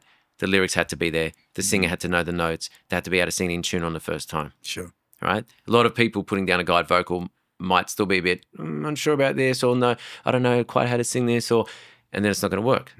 But if they're prepared and then they think it's not even going to be the take, so there's no pressure, and then you just happen to throw the mic there and it's got a vibe and the door's open and a lawnmower goes, but it sounds good. All of a sudden, life has married preparation, and bam, in acting, the more prepared you are, the more likely you're going to get the right performance in the first couple of takes. Right. And the first couple of takes means things feel new. You're still surprised by the other actor. There's excitement. You're not tired. Just the symbol's being tired. But take 10, you're like, oh, fuck, this line again. I know what you're going to do. Oftentimes on set, I'll try and when you're blocking through it, because you have to do it for the camera, right? Yeah. So they know what you're going to do. Yeah. And you've got to get a certain amount of confidence to do this and know the director and know how people work so they don't think you're just an idiot. Right. But you play it different and you underplay it, or you give it 30%. So then when the camera's on and, you fucking change it, the other person, it affects them, it changes them. Now you're in a state of, I don't know what's coming next. Right. So then you've got your line that you have to say, but someone has changed your state for real. Not, I know they're going to say this, so I'm going to be scared. It's fuck, they've scared you. And humans can tell the difference between something that's considered and something that's a real reaction. Right. So you want to combine your points that you need to hit, your words, and your preparation to move the story forward, move the scene forward with real life reactions. And if you can do that, then a scene is going to come alive. But also serve the story, move the story forward. You know what I mean? Yeah. So you're saying marriage. So you're saying that when you are watching an actor, there is a marriage between preparation and the moment. Yes. A lot of the magic. Same with music. Yes. So how many times do you watch a Rick Beato interview with someone? And they go, "We didn't mean to do this," or "That sound was the amp distorting wasn't meant to distort," or "This Beatles sound was because we didn't have this," or a lot of the time it's from just fuck ups that sounded good, and you've got to have no ego to be able to go, well, it's not how it was meant to be, but that's actually better. Yeah. And that viewpoint is really important, and going with it. That's right.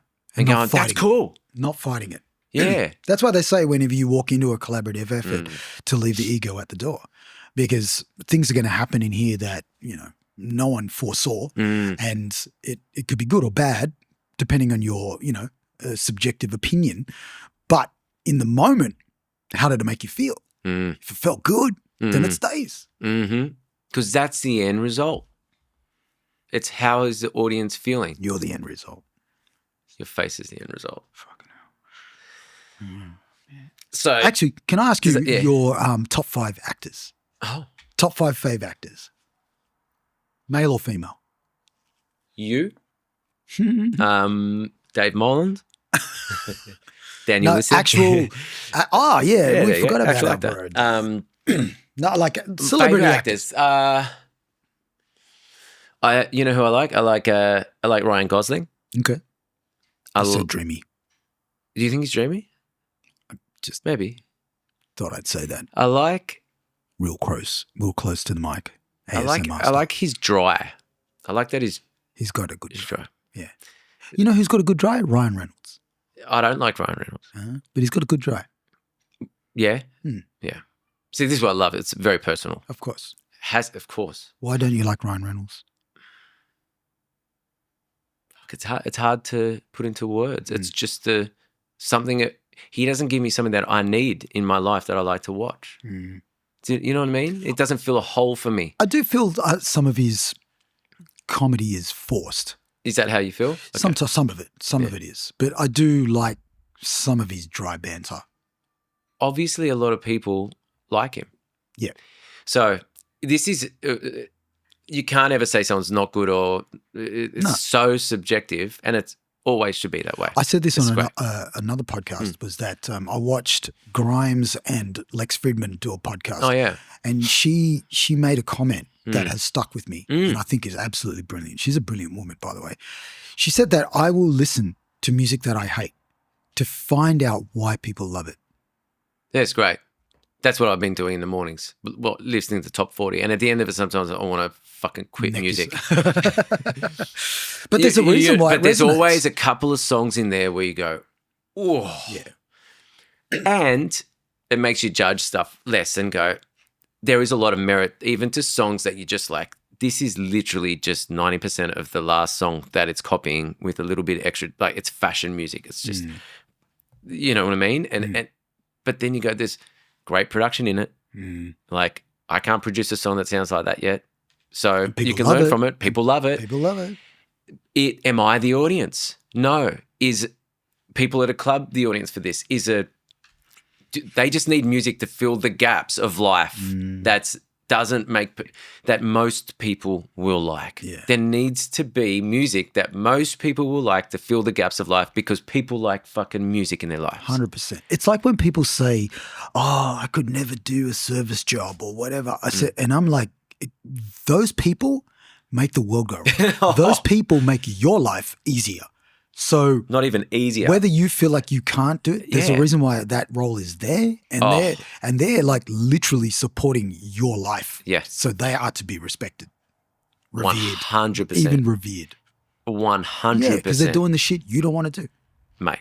That's why I can't stand when you're out and people don't respect, or people are bringing food and they don't clear the table for the food. And do you like throw shit down? Like, what is this? I'm always the one clearing the table and everyone's talking and I'm like, this person's holding 10 dishes and all our, Speaking of dishes. What? Another question. What's Top 5 dishes. What's your favorite pasta? You're an Italian. What's your favorite pasta? Pasta sauce? Pasta sauce.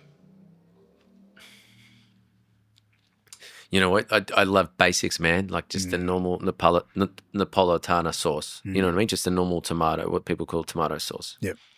If you could do that right, then you can build on. Then you can make an arrabbiata. Yeah. Bit hot. If you do that right, then maybe you can add a ragu in there. If you do that right, maybe only then you can do propetti, meatballs. Wow. So the meatballs are like the pinnacle. If they're done right. But if a meatball is like a fucking tennis ball or one of those bouncy balls and I can bounce it off the ground, it's too meat. That wasn't a sound effect. That wasn't. Yeah. Yeah. If you could, I'm going to put a sample pack meatballs. If you can't chop through a meat, this could be another personal thing, but when my Nona made meatballs, you'd open them with your fork and they would fall apart.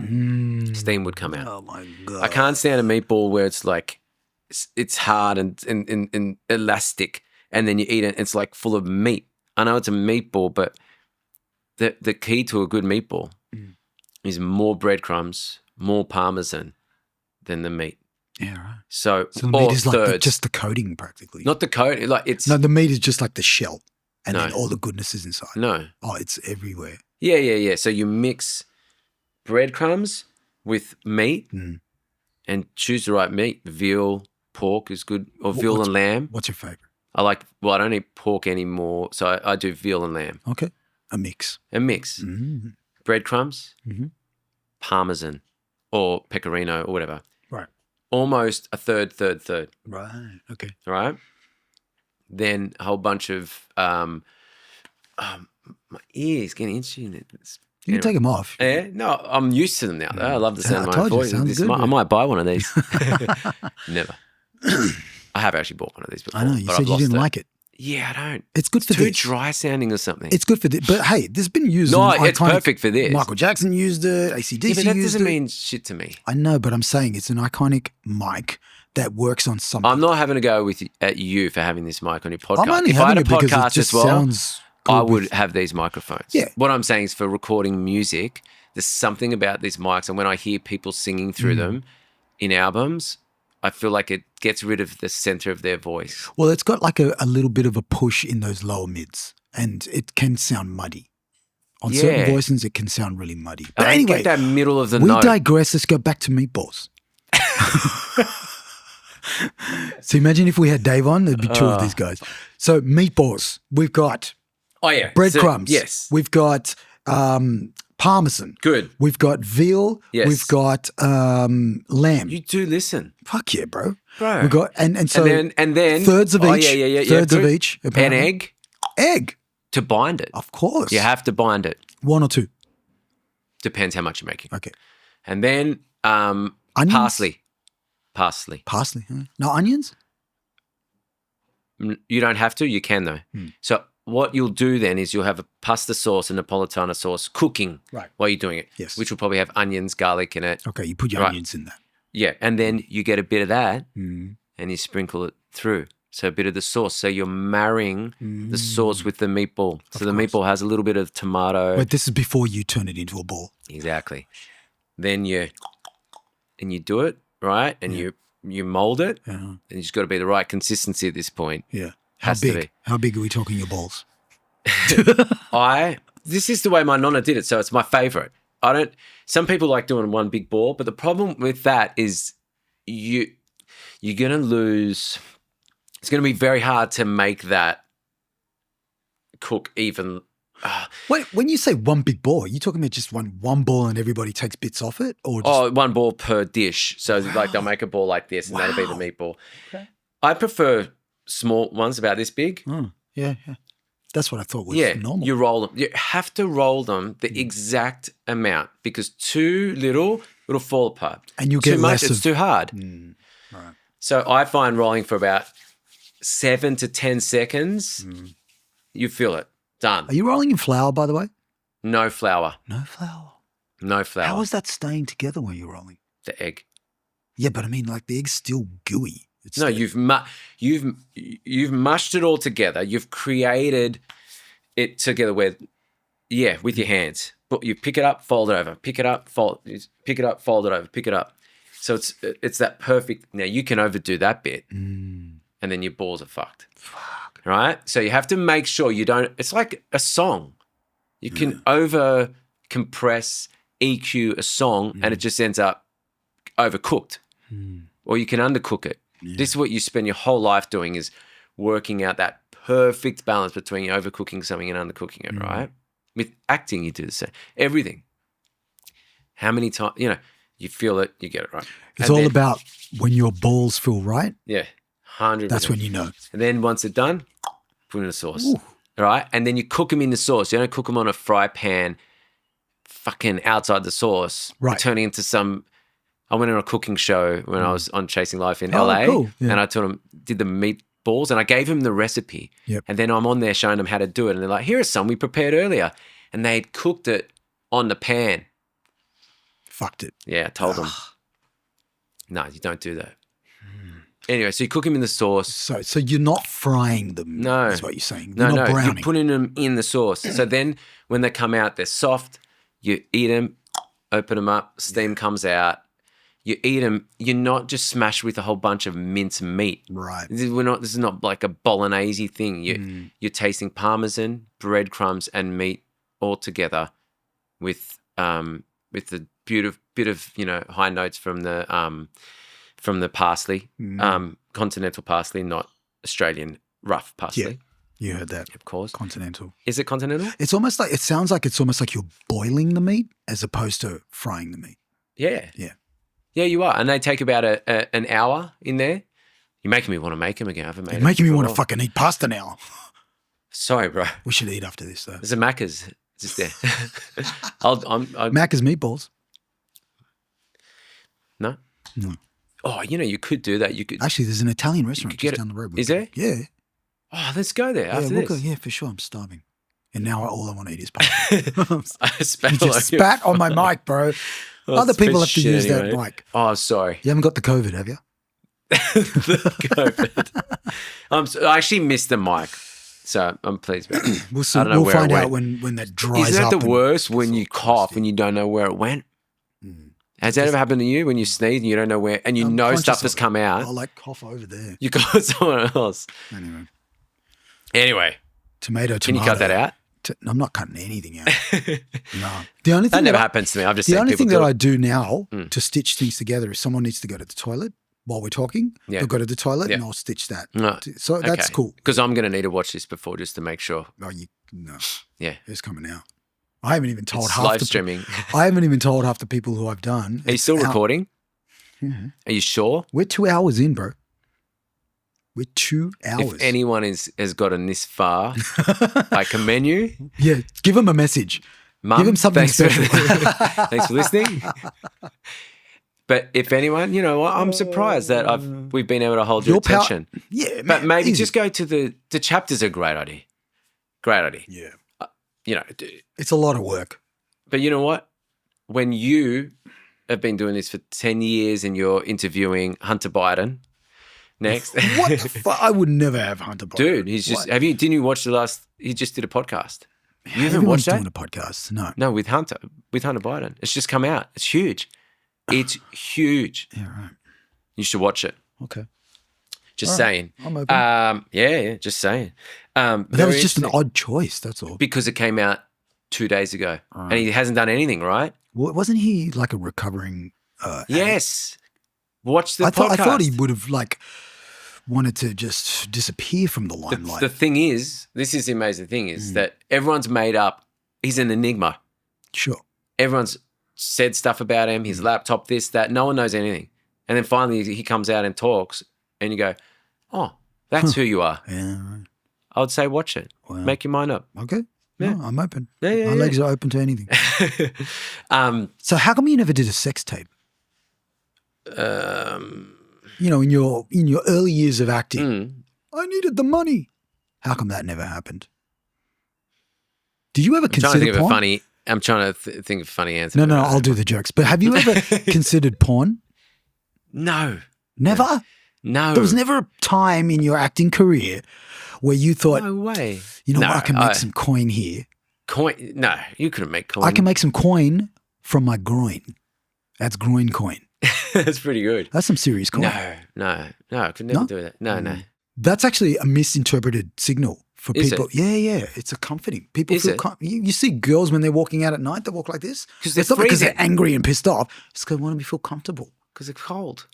Yeah. But Yeah, see, you know, I'm cold. can I tell you when it's too warm, What? you get too relaxed. What's wrong with that? Maybe that's how you want your No, guests. I want you on edge the whole time. I am on this chair. Let me tell you. I've got some Listen, ideas let me about get your back- podcast. Let me get back. New chairs. No. You know why Comfortable these chairs. You know why these chairs are like Why? this? Because you're attentive.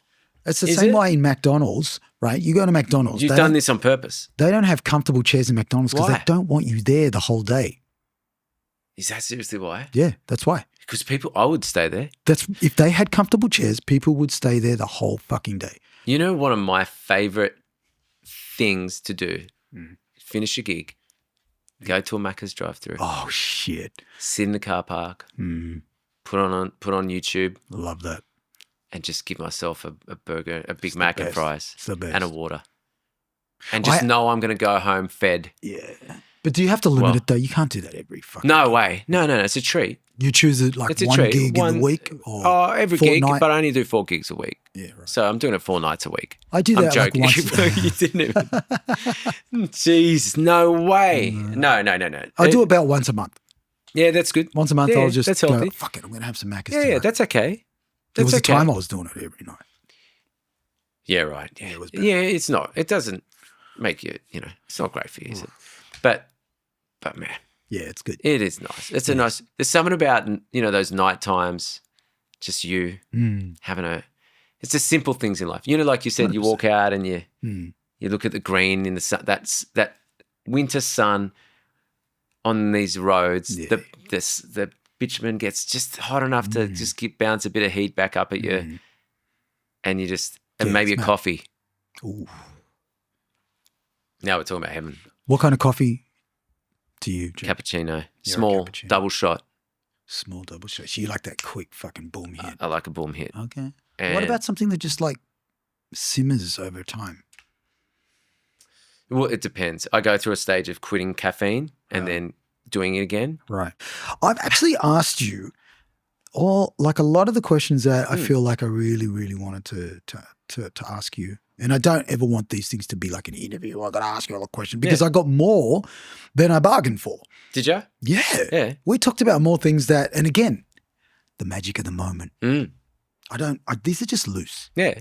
I don't have to ask all of them. Yeah. And we've talked about things that we're not even here to talk about, but were absolutely beautiful to listen to. Yeah. But now, all I can think about is meatballs. Do you want to eat meatballs?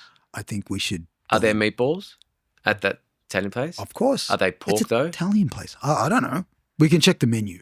But I do want to ask you one last thing if we are going to watch meatballs, because I do feel like this won't be the last time you come on my show. I'd like to come again. No, I would love to have you on. I actually love to have you on because I'm going to have panel discussions. We're going to pick a topic, a few topics, and then have people that I'll curate the people that I have on who I think have got very different perspectives that I'd love to have on, and we discuss things.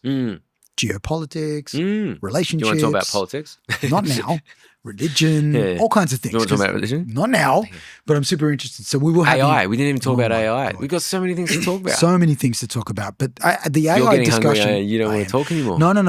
The AI discussion is something that I feel like a panel would be awesome because everyone's got a different perspective on AI. What's your perspective? On AI? Yeah. Right now, it's very, very helpful for what I'm doing in life at the moment. Yeah. It's speeding up certain processes and allowing me to focus on other things. Yeah. Especially if it's a logistical thing. Oh, you're yawning. See? Now you're getting tired. I thought I hid that. Nah. Shit. You didn't, man. I see everything. I hear everything. I yawn a lot and I have to hide a lot in my mouth. Like, yeah, man. Actually, there's a way to yawn where it doesn't look through your nose. Oh, yeah. And it looks like you're breathing. Yeah, I do. I've been doing it the whole conversation. Anyway, back to AI. Yeah. All right. Since you brought it up and you fucking being really adamant about it. It is just use AI to answer the question. I will. I'll just type it out. It's an extremely helpful tool to my life right now. And I feel like it's probably going to integrate itself into my life even more so. Yeah. And I'm very, very embracing of all things new. Yeah. And I never used to be. Yeah. I used to be so adamant. Yeah, bro. I never want to accept it shit because, I'm old school. But now I'm seeing that. I think you're old, but you're not old school. Oh, no. I've got a lot of old school ways Really? about me. Yeah, 100%. Really? Yeah, but this in particular, I've actually seen the proof of the pudding. Yeah. You know what I mean? I've seen the proof of the pudding. There is a lot about AI that I don't agree with that I think is just like really numbing people's minds. Right. But again, man, the onus is on the individual. Yeah. That's it. I can't worry or give a shit or get all bent out of shape about how other people are being affected about. Dude, you got a responsibility as a human for yourself. Yeah. That's it. Yeah. I'll take my responsibility for me and accountability for me. How you allow it to affect you in a negative or positive way, it's totally on you. Yeah. But for me, I see it as a positive and a negative. Yeah, it's double-edged, isn't it? It is double-edged. But it's here and it's not going anywhere. It's here. It's getting, bigger, stronger, badder, whatever. Yeah. So you have to embrace it. And you could learn, there are so many ways that you can learn to use it to your advantage and to help you in life. You know what I mean? So I do know. And there are a lot of people in the industry doing good with it. Yeah. But there's also a lot of people that are, doing some pretty ulterior motive shit. Like how is it for you? You want to know what I think about AI? God. No, I agree. No. I honestly agree with a lot of what you just said. Sure. And I think like anything, there's two sides to it. Yeah. And it's going to be extremely powerful. Do you use AI? Can I tell you a funny thing? You've been using AI. Already, yeah. Since you can remember. The moment you got a phone. 100%. There's artificial intelligence in the gear. Exactly. So it's just reaching a point, I think, where it's doing a lot of creative things. It's doing things that are like the video. Like that's sort of a point where everyone can see it doing its thing. And it's like, wow. It's scary. That is equal parts insane and amazing and scary. Yep. So Hey, part of me is really excited. what about actors being replaced by AI? Well, there you go. Wasn't that a big thing in LA Yeah. for a while? Well, I think that was for script writing. Yeah, right. Okay. And probably actors. Yeah, I mean, they've been doing it. I mean, but just think about like background acting and like crowds of people, and it's just so easy to do it. Like special effects. But I think like a whole bunch of movies will come out. People will be able to make like just by themselves, and you just swap your face onto a character, and people do sci-fi movies, full AI. I mean, that's probably where you're going to find the new directors, the new producers, the new writers, you know, the people who haven't got their in Hollywood. And let's face it, Hollywood, you know, it's pretty corrupt. There's a lot of shit going on in there that's not really geared to, you know, benefit humanity, more so benefit pockets, you know. So like anything. But that's why we're getting so much regurgitated cinema as a result of it, you know, because they just want to make money. So they've got to get the numbers up. Whereas this kind of technology, potentially, there might be the new bedroom Steven Spielberg. 100%. I don't think it will replace things like reality TV did. It will just have there will be a new genre. I don't think anything gets replaced. Just things get bigger. Yeah. The landscape gets bigger. Yeah, 100%. Broadens. And I'm excited. Ooh. Like it's technology. I love tech. Yeah. I'm excited to see where it goes. Sure. But I'm also, you know, interested to see where it's not going to be good. And I hope as humans we can navigate that. Yeah. I hope that it doesn't turn into something that's like, you know, beyond. I mean, in the end, we can just unplug it, right? 100%. It needs electricity. Yeah. And we create electricity. So I think the problem is not that AI, it's the people using it. It's the competition between... It needs us. Well, yeah. It needs us to program that's what I'm it. saying. It needs us to feed it. But what I'm saying, I think what people are scared of is the power it's going to give humans and the fact that humans can't get along. But then whose fault is that? Is Humans. it AI's fault? No, it's humans. Exactly. No. And so that's what I'm saying is it's not AI that's going to be the issue. AI is just going to exaggerate humans' problems. Yeah. However, maybe it leads to us understanding each other more. Like you talk to ChatGPT and it talks back to me better than humans do. It understands me. It validates my thoughts. It you know, it does what my therapist has been trying to teach me to do. Like, listen to it, express it back in your own words. Yeah. Validate, and then you know, it's amazing. Like, bro, it's funny that we can learn from AI. 100%. Yeah, it's funny that you say this because I had a friend of mine. We just had a chat yesterday, and she said to me that in her working hours, she's by herself, right, and doesn't have anyone to talk to. Oh, yeah. And she goes, ChatGPT has now become that person that I talk to, and like we exchange thoughts. They're almost becoming the therapist. I mean, it's drawing from conversations that everybody is having online anyway. So we're just scratching the surface, eh? Yeah, it's like the awesome. world's going to change big time in 5 years. Match with VR and AR. But those things coming together are going to be huge. Yeah, you're right. Yeah. I do feel confident that people are going to like get sick of that disconnection because we're already even though we're more connected than ever, we are still very disconnected. I feel like people are going to seek out connection, real connection. There'll be like underground clubs of people just meeting up and wanting to touch face. And, you know what I mean? I get the same feeling. Yeah. There'll be some bounce back. History is written like that where people... But there will also be a whole bunch of people that are just happy to live online, the digitally. Second life, they call it second life. They'll put their things on, and they'll be done. Ready Player One. Oh, dude, I'm telling you, 5 to 10 years. That I love that film. Yeah. But that'll be we're you know a couple years away, if not this year. To I would say 5 years away from getting a headset where it's good enough, clear enough, comfortable enough, and it's attached to AI, where people will just be able to live in it.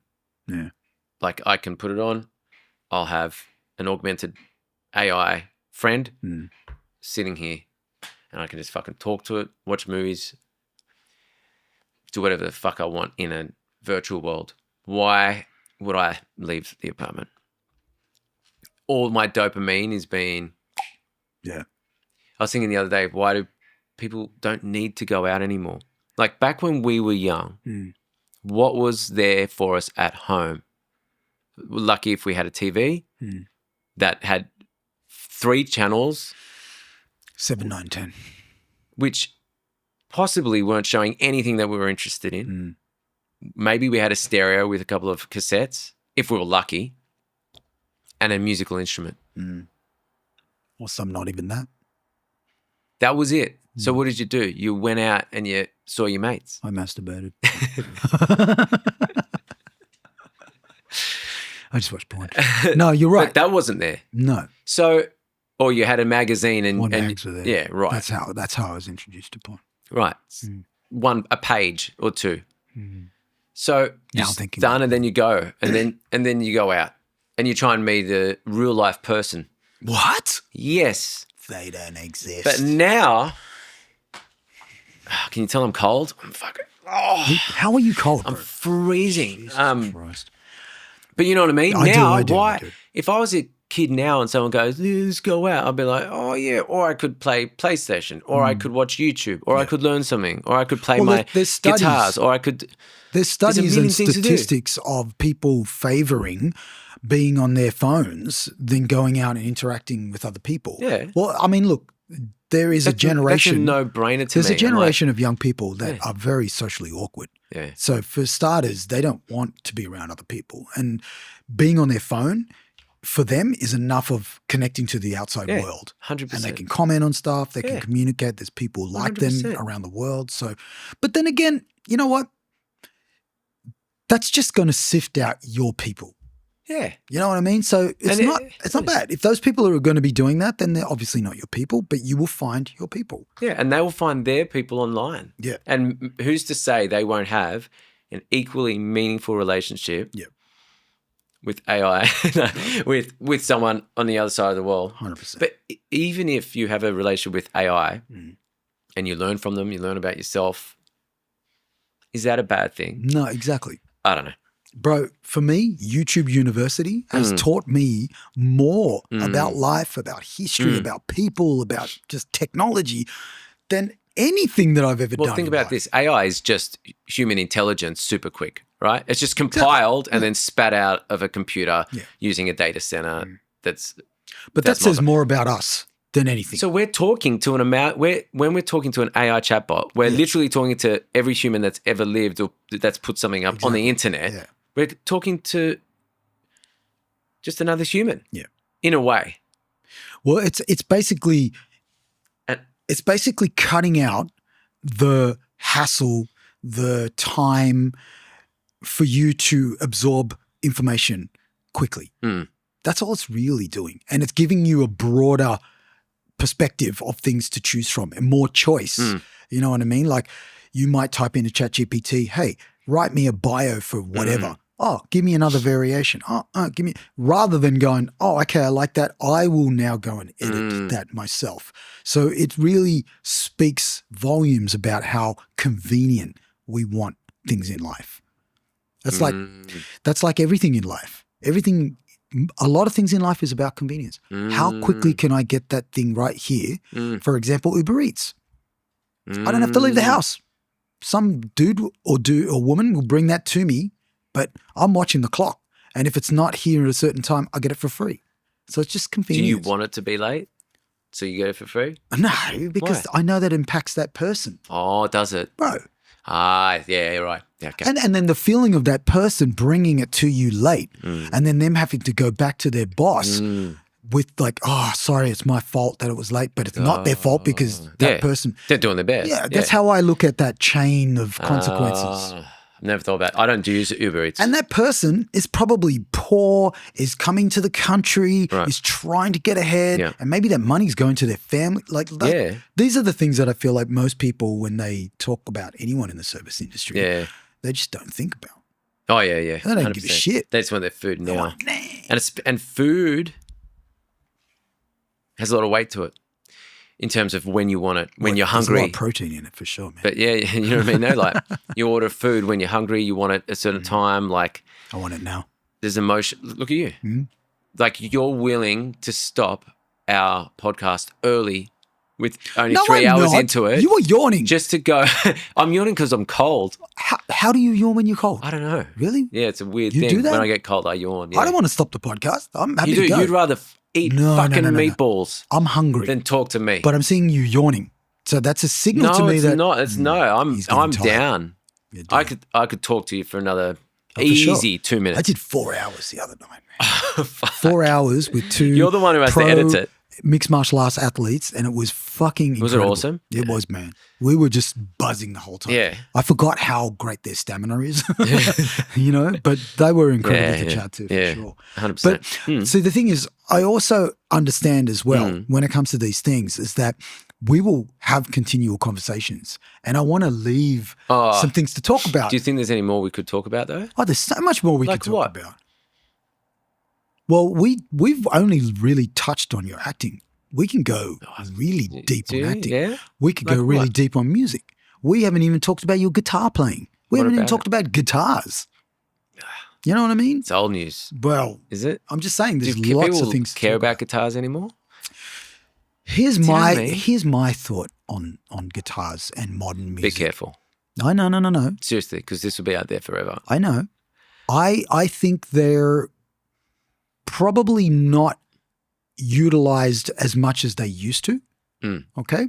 But having said that, when you peel back layers of production in a lot of modern music, there's guitar. Yeah. Right. And quite often, some of those songs were first written on the guitar. So its importance may not seem apparent in modern production, but is still extremely important when it comes to the songwriting process. And it adds, 100%. for me, it adds layers and textures that other instruments can't replicate. 100%. And then there's a reason why in hip hop back in the day, they used a lot of guitar and they still use licks. And I think it's just used differently. For example, solos. Okay. What are solos? Exactly. You know, they're not as avidly heard in modern pop music, but you go to country music, fucking solos. Are they everywhere. still all over them? Oh are my they? God, bro. Yeah. Because you've got prolific guitarists playing that music. Yeah. And obviously they want their moment to showcase their ability. So I get Do you think that's why there's solos, for people to showcase their ability? Why would you want a solo then? For the song's sake. But, okay, does every song need a solo? No. There you go. But most songs have solos. Because you think a session musician wants to showcase their I ability. think it's a thing between the session musician, the producer, the artist. They want to either maybe fill a gap. They may want to show respect to the player and allow them this limelight. A session player. Or just any player. They want to allow the limelight. You might have a guitarist who feels like this song needs a solo. But does a song ever need a solo?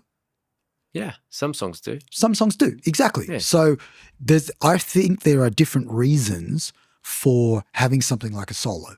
And it could be, I need to fill a space. The guitarist feels like there needs a solo here because there's this kind of like energy welling inside of me and wants to play these parts and it adds. It adds to the experience. Yeah. So there is. It's funny, isn't it, guitar solos? For me, it's something that I just have always thought was as a guitar solo could just be like a tree or a cloud. It's been there my whole life, and I've never even questioned why there's guitar solos. 100%. It's like I've got an arm and songs have guitar solos. Exactly. But again, you're a guitarist. You've literally delved into this instrument for such a long time in your life. Is this why when we would gig together, you would come in early over my solos? Because you didn't respect the solo? I loved your solos. You know what's funny? What? When I play live now, and whenever anyone goes to a solo, maybe not the drummer, people really take stock in that. When guitarist goes to a solo, it's so hit and miss as to whether people are like attentively listening. And more often than not, they're not listening. Really? And I tell you why, because the modern audience that are going out there, most of them have never watched a band, number one. Wow. And then another thing is most of them don't understand what's going on. Like, why is that guy doing that? What happened to the singers? Why? Really? Yeah, because they're so connected to that immediacy of that person because they're not used to that instrument. They're not feeling that instrument is just there. Amazing. Isn't It's it? just a part of the whole thing. Why is he now here doing that? And I can see it because I'm very observant of my audiences, and I noticed, especially with younger audiences, that they just don't connect with it. But can I tell you what they do connect with? McGee. They connect with melody. If you play a melody On the guitar. as your solo that they can connect with, that they can potentially hum along to. Some will say that's a sign of a, great solo. Okay, but can I tell you? What? The vast majority of guitarists, they don't play melodies. Okay. They just noodle. They just want, because it's one of those things where they just want to. Who are these the guitarists you play with all the Loads time? of guitarists that I play with, guitarists Are they that I going to listen hear to. you saying this? And I think they know who they are. I think they know who they are. But what I'm saying is that you've got to allow space for that, number one, because Sometimes it's an energetic thing. It's not about a melody. It's about releasing an energetic feeling. Sure, and I get that. I do. Do you though? I do because Are I you know just that jealous? they're there. I'm jealous that I can't play guitar. You can, No, I although the can't play bass isn't guitar. really a guitar, is it? Wow, why the bass players? I'm just joking. No, I would love I to know a be lot able of to bass play players guitar. who are better But you're guitarists right. than I am. So You're right about the energy, because they're playing maybe rhythm, and it's like not as enticing to them as playing what they want to play because they've got this more to bring to the table. that's true too. And as I a get that. guitarist. Do you want to 100%. ask a guitarist how they feel about solos, will. or do you just want to? No. I will, because you asked me about solos, and I'll get to you. I'm just joking. But I can understand. That's why I now am very conscious of when somebody is soloing to allow them that space to finish. That's I good. actually look to them going, you tell me when you're done. Oh, don't do that. No. But obviously I'm trying to take into consideration my audience as well as the song. But you're someone really interesting to talk to about this because you are hyper aware of the audience. Yeah. And everything that's going on. I'm also hyper aware of the band and everything that's going on in That's the what I band. mean. Yeah. That's what I mean by The everything. whole lot. The kick drum. Yeah, the whole lot. You know. Can I tell you how that came about more so was when I started playing bass.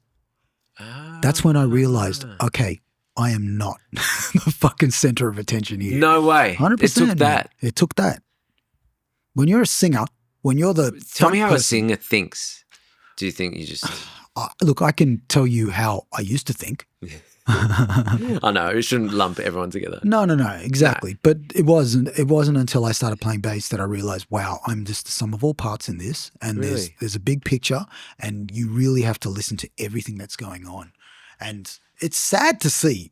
It's sad. I get sad when a guitarist solos and they don't get the recognition. You know what's even sadder to hear? What? When a band is standing and a person comes in and looks just as you and go, you guys are awesome. Oh, hey, what about the rest of the guys around me here? Do you know what I mean? Yeah. That's equally just as sad to hear. And I'm very conscious of going, this is a guitarist, this is a drummer, the bass player, because without them, I am absolutely nothing. Yeah. And I understand each of the roles. Well, you could do karaoke. True. But I understand more since playing bass, the roles that everybody plays and their level of importance.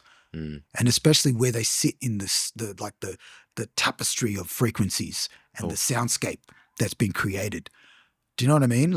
I understand where they all sit. And I even understand how they could best sit in that mix so they can be highlighted and heard and not just mushed up into the mix. But going back to guitars, now some of my favorite players are guitarists. I've got some guys who play jazz who I absolutely love listening to them play. It's amazing because of the texture that I know that instrument adds that no other instrument has, because it almost encroaches on the voice. The guitar? Yeah. Yeah. There's so many frequencies in the guitar that the voice occupies. So it's almost like another voice. Now he's getting it. But back to the solos. As a singer, you get to solo all the time. Well, it's not solo. You're always, are you humming a bass line? No, Are you no. doing BVs? You're soloing I am doing, as a singer. I am doing what I would consider if you were playing rhythm guitar. Do you know what I mean? It's not the same. I know, but I'm creating the meat.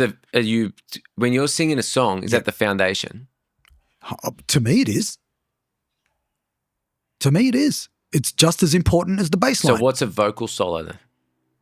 A vocal solo to me is somebody going off on trills and vocal gymnastics. Really? That to me is a vocal solo. Ah. When I'm singing my vocals, I am that piece of this big puzzle. The bass is the other piece. The guitar is the other piece. The drums are the other piece. I am just one part. But the guitar solo is above everything else. Not above. Are you saying it is above? I thought you were saying it's above. Not above.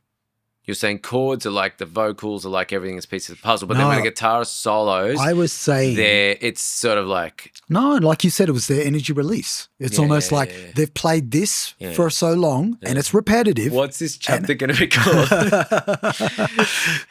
This is like disagreement Richie about guitar solos. This is why we had a treaty. You can see now why we had a treaty. But this is actually good. To that stage. No. So I people like understand. being challenged. No. I like being challenged. Devil's advocate, to be honest. I agree with everything you're saying. It's a really great thing to hear something that, like I said, is so normal for a guitarist. Like there's rhythm and there's solo guitar. Yeah. When I get asked, when people go, what kind of guitar do you play? Yeah. If they don't know, they don't ask often acoustic or electric. You know what they say? Do you play rhythm or lead? Oh. That is the most sort of that's the question I get asked the most. Oh, you're a guitar player? Do you play rhythm or lead? Yeah, right. But not acoustic, not bass, or electric. not electric, not what kind of music do you play? Isn't that weird? Because they're like maybe there's something that you should be able to play both. And I bet every guitarist out there listening to this is like, oh, fuck yeah, that is true. People ask rhythm or lead. Yeah, right. And I don't know if it's what my would you answer ego to or that? what I think, but I don't know if they're wanting to hear that you're a lead guitarist, because lead guitarists through the 70s, 80s were just as cool as the singer. Oh, 100%. Right? Same with the bass player. 90s, there was a bit of a backlash towards it. You know what I mean? It's like, no, we're not doing solos. We're playing fucking chords through fucking shitty pedals and, we're fucking shit up, right? Yeah. There was a swing back. But I think lead guitar is a thing, right? And that's assuming that you have two socially- guitarists. No. So if you were to say, Well, because this is the funny thing about it, because you're like, well, both. You have to do both. Yeah.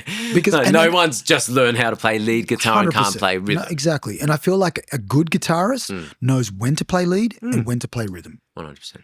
And understands, okay, in this part of the song, this is all I need to play. Put it this way, when I was a big Metallica fan, and I remember reading an interview with Kirk Hammett, and he said, I think they were talking about Reload, the album Reload, and him going, you know what, like, I don't have to put a guitar solo in every song anymore. I put it into the songs that need it. And I remember being like a 13, 14-year-old being like, what? No, every song needs a solo. Or thinking, oh, but mate, that's so cool. But also you've sold out. Like, you tell me your song doesn't need a guitar solo. Like, people listen to your music because they love the guitar solos. Like, part of Megadeth and Metallica was hearing the guitar solos, knowing there was going to be a guitar solo. That was part of the band. Sure, was the but guitar solos. Yeah, you're right. But shouldn't it be what best serves the song? 100%. Yeah. So now, looking back, I go, yeah, that song didn't need a guitar solo. Yeah. I get it. But when I was younger, I didn't get it. Well, this is kind of interesting because like a lot of modern music, they don't have solos. No, at all. Some of them they don't even have a bridge. Yeah. You know what I mean? 100%. So, and it's interesting how it's shifted. I don't think it's a good or a bad thing, but it's just shifted differently. You know what I mean? And that's how music evolves and then obviously, but the good thing about that is it makes you miss the songs that have the solos.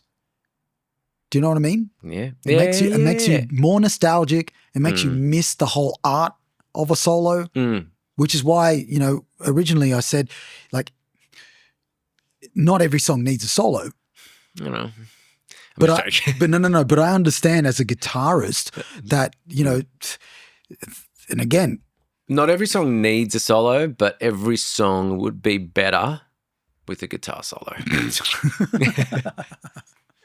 instead of any vocals. Look, again, like every song would be better as a solo guitar album. They're out there, man. Mate, and there's I want to guitarists do that one. listen to that and they love it. Mate, do you remember Surfing with the Alien? Do you know what that is? Yes. What is it? Steve Vai. Close. Satriani. Yeah. Right. Sorry. Same. No. Oh, I've just spent 20 minutes talking to you. I'm joking. And these are the two, like, quinta. Hey, listen, but at you know least what I got think is one mad? of the guys, right? Yeah, I'm surprised you haven't got it. No, it's, but it just goes to show. I had this conversation the other day. Isn't it weird when you grow up, what you think is normal, and then when you've lived long enough, you realize, oh no, that was just the weird part. Like Satriani's Surfing with the Alien, a couple of big solo guitar albums come out. Via has Passion and Warfare, Yngwie Malmsteen, Jeff Beck, a handful, Vinnie Moore. And then you're getting into people who not ever, guitarists know, who released. Sure. But then there's top couple, right, that even... The G3. Exactly. And now you look back and you go, that was just a moment in time, maybe 5-10 years where that was socially acceptable and was cool. Think Lord of the Dance. Do you remember Lord of the Dance? Is it Lord of the Dance? What are you talking about? You know the guy, the Irish dancing guy? Oh, that? Yeah, okay. I thought that was some sort of freaky song. That's not normal. But that was the biggest thing. Oh, you mean the Irish dancing? Irish dancing, right? What do you mean it's not normal? It's huge. It's like part of their culture. Yeah, part of their culture, but it wasn't on the world stage. Yes, okay. It's still normal. That's not what I'm saying. Okay. Definitely, yeah. Yeah. 100%. There's a place that people still to doing them it's it. normal. Yeah. But what what I'm saying is, when I was a kid, I thought there's always going to be Irish dancing. Right. Everywhere. In I just thought club, in this jazz bar. I thought tap dogs. There's always going to be people tapping like forever. Right. No, that was something that it got famous for a bit, and then it went back to being something that people do and love, and it's their whole life. Surfing with the Alien. It came out, it poked its head through. Everyone was like, oh, this is cool. Yep. I thought it was normal. It's not. But can you listen to it now and still appreciate it for? Oh my God, I love it. Yeah. And every so often I go back and listen. And like I said, I want to make an album, just the guitar album.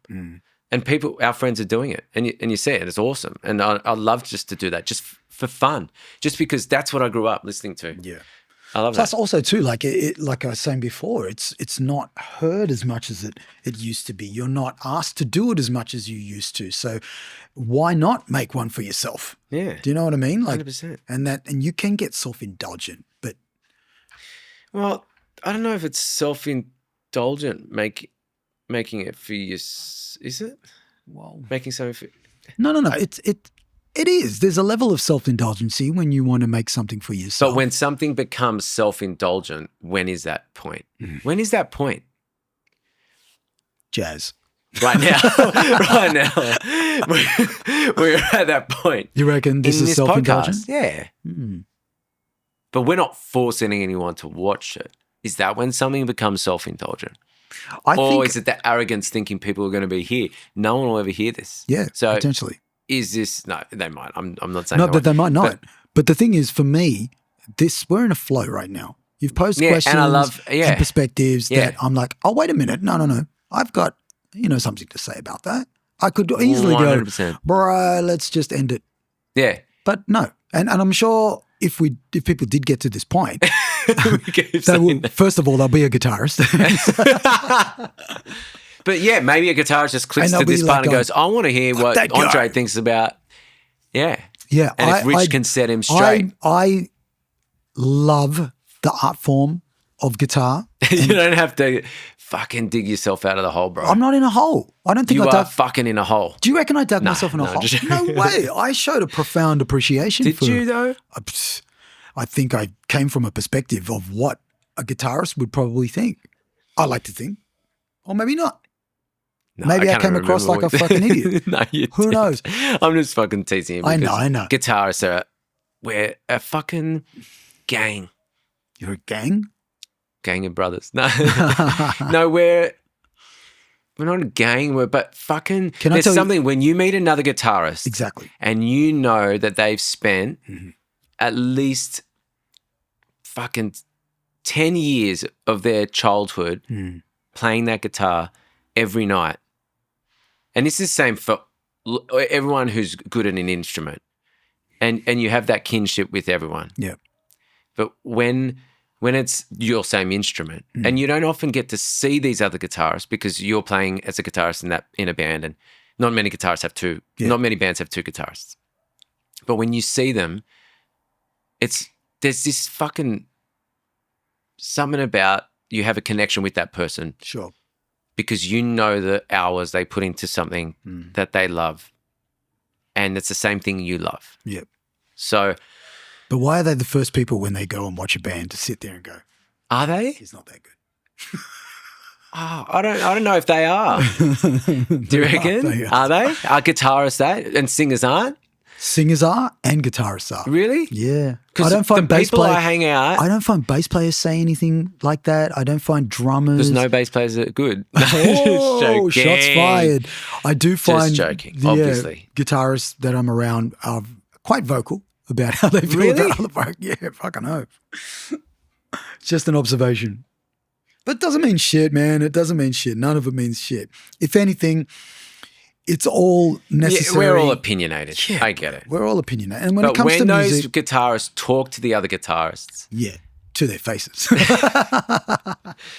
you know, I don't know. I think more often than not, guitarists are celebratory. All right. You know what I'm going to do? What? This is what I'm going to do. What are you going to do? Based on this conversation, What? I am going to have Yeah. Oh, a round table of fucking a guitarists. round table of my favorite guitarists. Okay. Can I not be invited? Yeah, unfortunately. I've only got room for 3, you know. You could sit down on the couch and watch. Anyway, no. I'm going to have. I've got to be invited now. You will be invited. I'm going to have are you gonna yourself. I'll probably have Mark Maloof. Man. And I will leave that third person. You can only do 3. Yeah, because I've got only 3 mics, dude. And trust me, you don't want more than 3. Call it G3. What? You know so many other guitarists. I do. This is and why they're going to be pissed. But listen, this is why the third guitarist Lucky you'll dip. have to wait for. Lucky dip. Yeah. Maybe I'll do a raffle. But I will have that because you know what's fucking weird, bro? What? There are so many things happening on this podcast that I have manifested but never knew when or if it would ever come into fruition. I've already I'm just going to yawn. No, out that's loud okay. now. If that's all right, I'm sick of hiding it. you're cold. I'm going to get a broken jaw. No. I have earmarked always having a group of guitarists on, group of bass players, group Really? of drummers. Yeah, because I want to get into the nuances Yeah. of, you know, every part of the sonic landscape when it comes to music as a part of this series. Great idea. Because this is my podcast. I do whatever the fuck I want and I love these things. Yeah. You could easily have 5. I could have more if everybody's willing to share a microphone. We'll bring our own. I've only got 4 inputs. That's what it comes down Well, to. actually, I don't. You got 1,000 I've got inputs. 20, so I can have more. Have 20. But 20 guitarists? G20 Summit. Oh my God. That's like the fucking You know that many. I know heaps. And we could all talk over each Can I other. tell like you how Homer hard Solo. that would be? Why? To get those people together in one room? Oh, It'd be impossible. That's why I've got to keep it very succinct. Yeah, it's even hard just to. That's right. Yeah, So you're right. Okay. I wanted to do that with. So who would be the third? You'll have to wait. Okay. You'll have to wait. That'd be fun. I'd love to talk to other. We might literally fucking bore you to death. I'm not going to be here.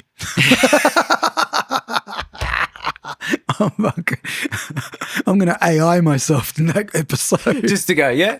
I'm just going to I'll type out a bunch of questions and I'll have a robot going. You won't even need to what ask is questions. your favorite guitar? You won't need to do anything.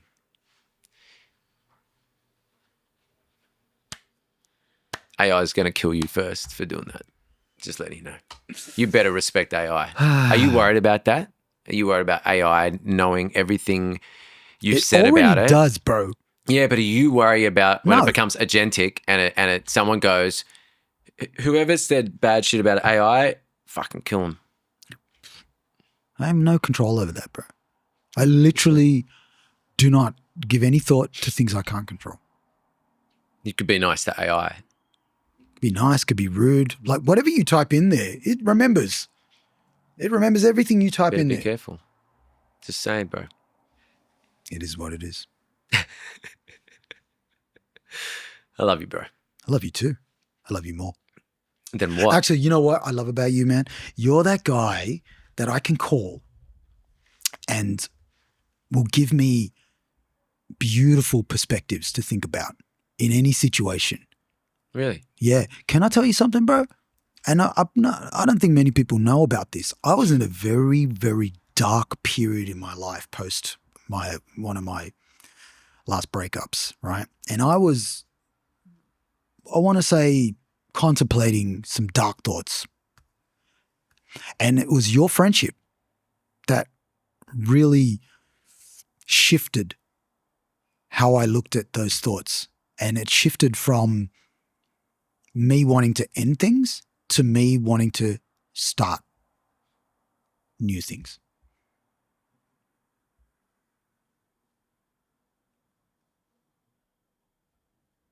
Yeah, man. That was a really shitty time in my life where, you know, I felt pretty alone and I didn't know if there was anybody that understood where I was, but you did. And you gave me the space to still be in that darkness, but also gave me the hope that I can come out of this and I've got somebody that's going to be there waiting for me. You know what I mean? Oh, man. So you hold a very special place in my heart, bro. This is why I didn't want this podcast so long. Yeah.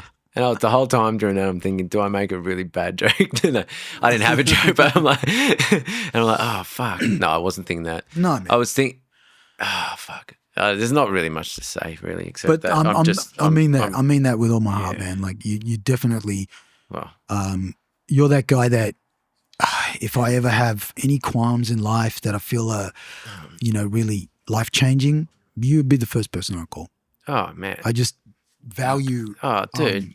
Your perspectives and just how much you care about me as well too, and just how much you care in general. I do care about things. You do.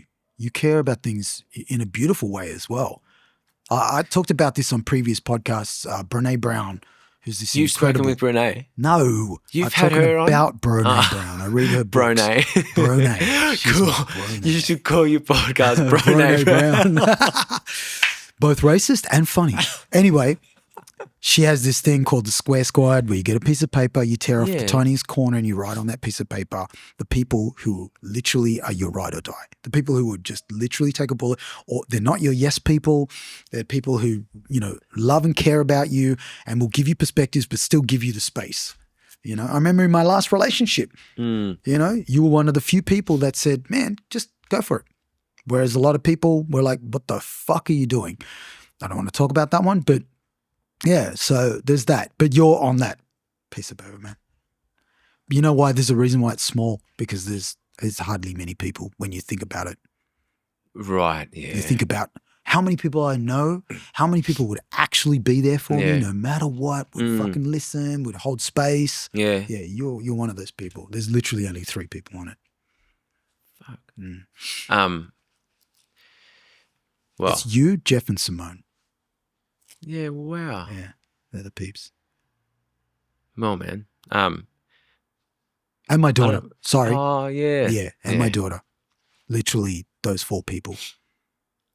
Yeah. And I'm really grateful that you don't have long Indian names because I wouldn't be able to fit it. Oh, on that yeah. paper. That'd be fun. Practically It'd just. be like a page. I do have a long Italian last name. Yeah, but though. I just put bitch. Bitchy Ranko.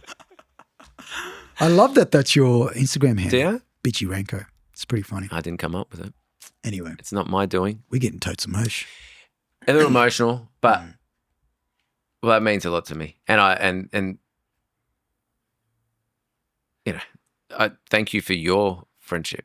But I don't know if we don't need to go. do I need to No, you don't make need you to come now? No.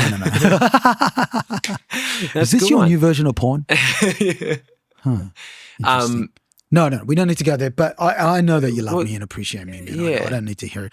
But I just wanted to share that with you. I'll talk about you on another podcast where you're we'll save not. that for a whole 3 hours. But, I'd but love that to. I one, could. Yeah, but I'm genuinely. I don't know anyone else like you. That even close. So it's an honor to even be here. Yeah. Yeah. I was looking forward to You're this. a very episode. special person. Thanks, Trey. man. Thank you. You really are. Thank you, man. Very. I try to, I don't know, Very. do my bit. Fuck, now my glasses are fogging up. fogging These are out. prescription, by the way. They're not No just to way. look cool. Because I can't see shit. Really? Is your Yeah. eyesight that? I'm going to tell you something. So before, when you asked me on here, I had a stye. Ooh. Remember how I told you that? And I couldn't see out of my eye. And I was like, I can't go on like this. I'm not going to. Number one, it looked like my eye was. You had eye stye. Yeah. You had eye stye. I'm checking the cameras, make sure everything's not. Is everything still recording? Bro, one of these cameras, my last podcast, switched off.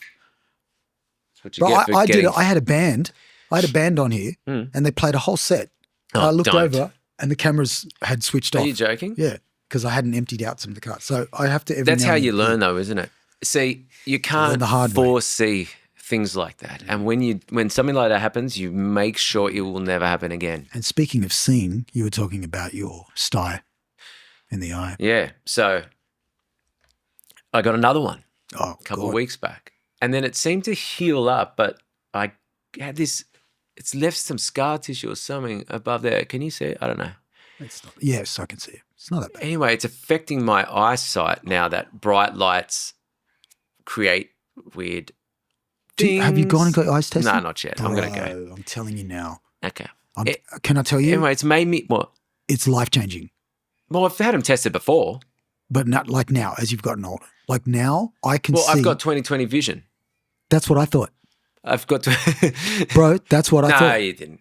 That's what I thought. No, what do you mean? I thought I had the most incredible vision Really? until I could no longer look at my iPhone. That's what part of you went, oh, my vision's fucked. But I used to think that my far vision, I don't Yeah. know what you call it, was amazing because I could read from Yeah, far. yeah. But not until I got it tested And then what? shown how much better my left It eye could could be that I Oh. realized, oh my fucking God. It was like, one eye. when I wear these glasses. Yeah. How many fingers am I holding up? Sorry, what? No, but seriously, when I wear these glasses now, Yeah. things just look so fucking clear. Yeah? Clear as day. Are you serious? Yeah, man. Even like this. When I look down here, if I'm not wearing glasses, this is a blur. You're joking. Yeah. Well, that's pretty fucked. I can still read that shit. Yeah. But to me, that's a blur. Yeah. But now- anyway, the point of my stop story topping.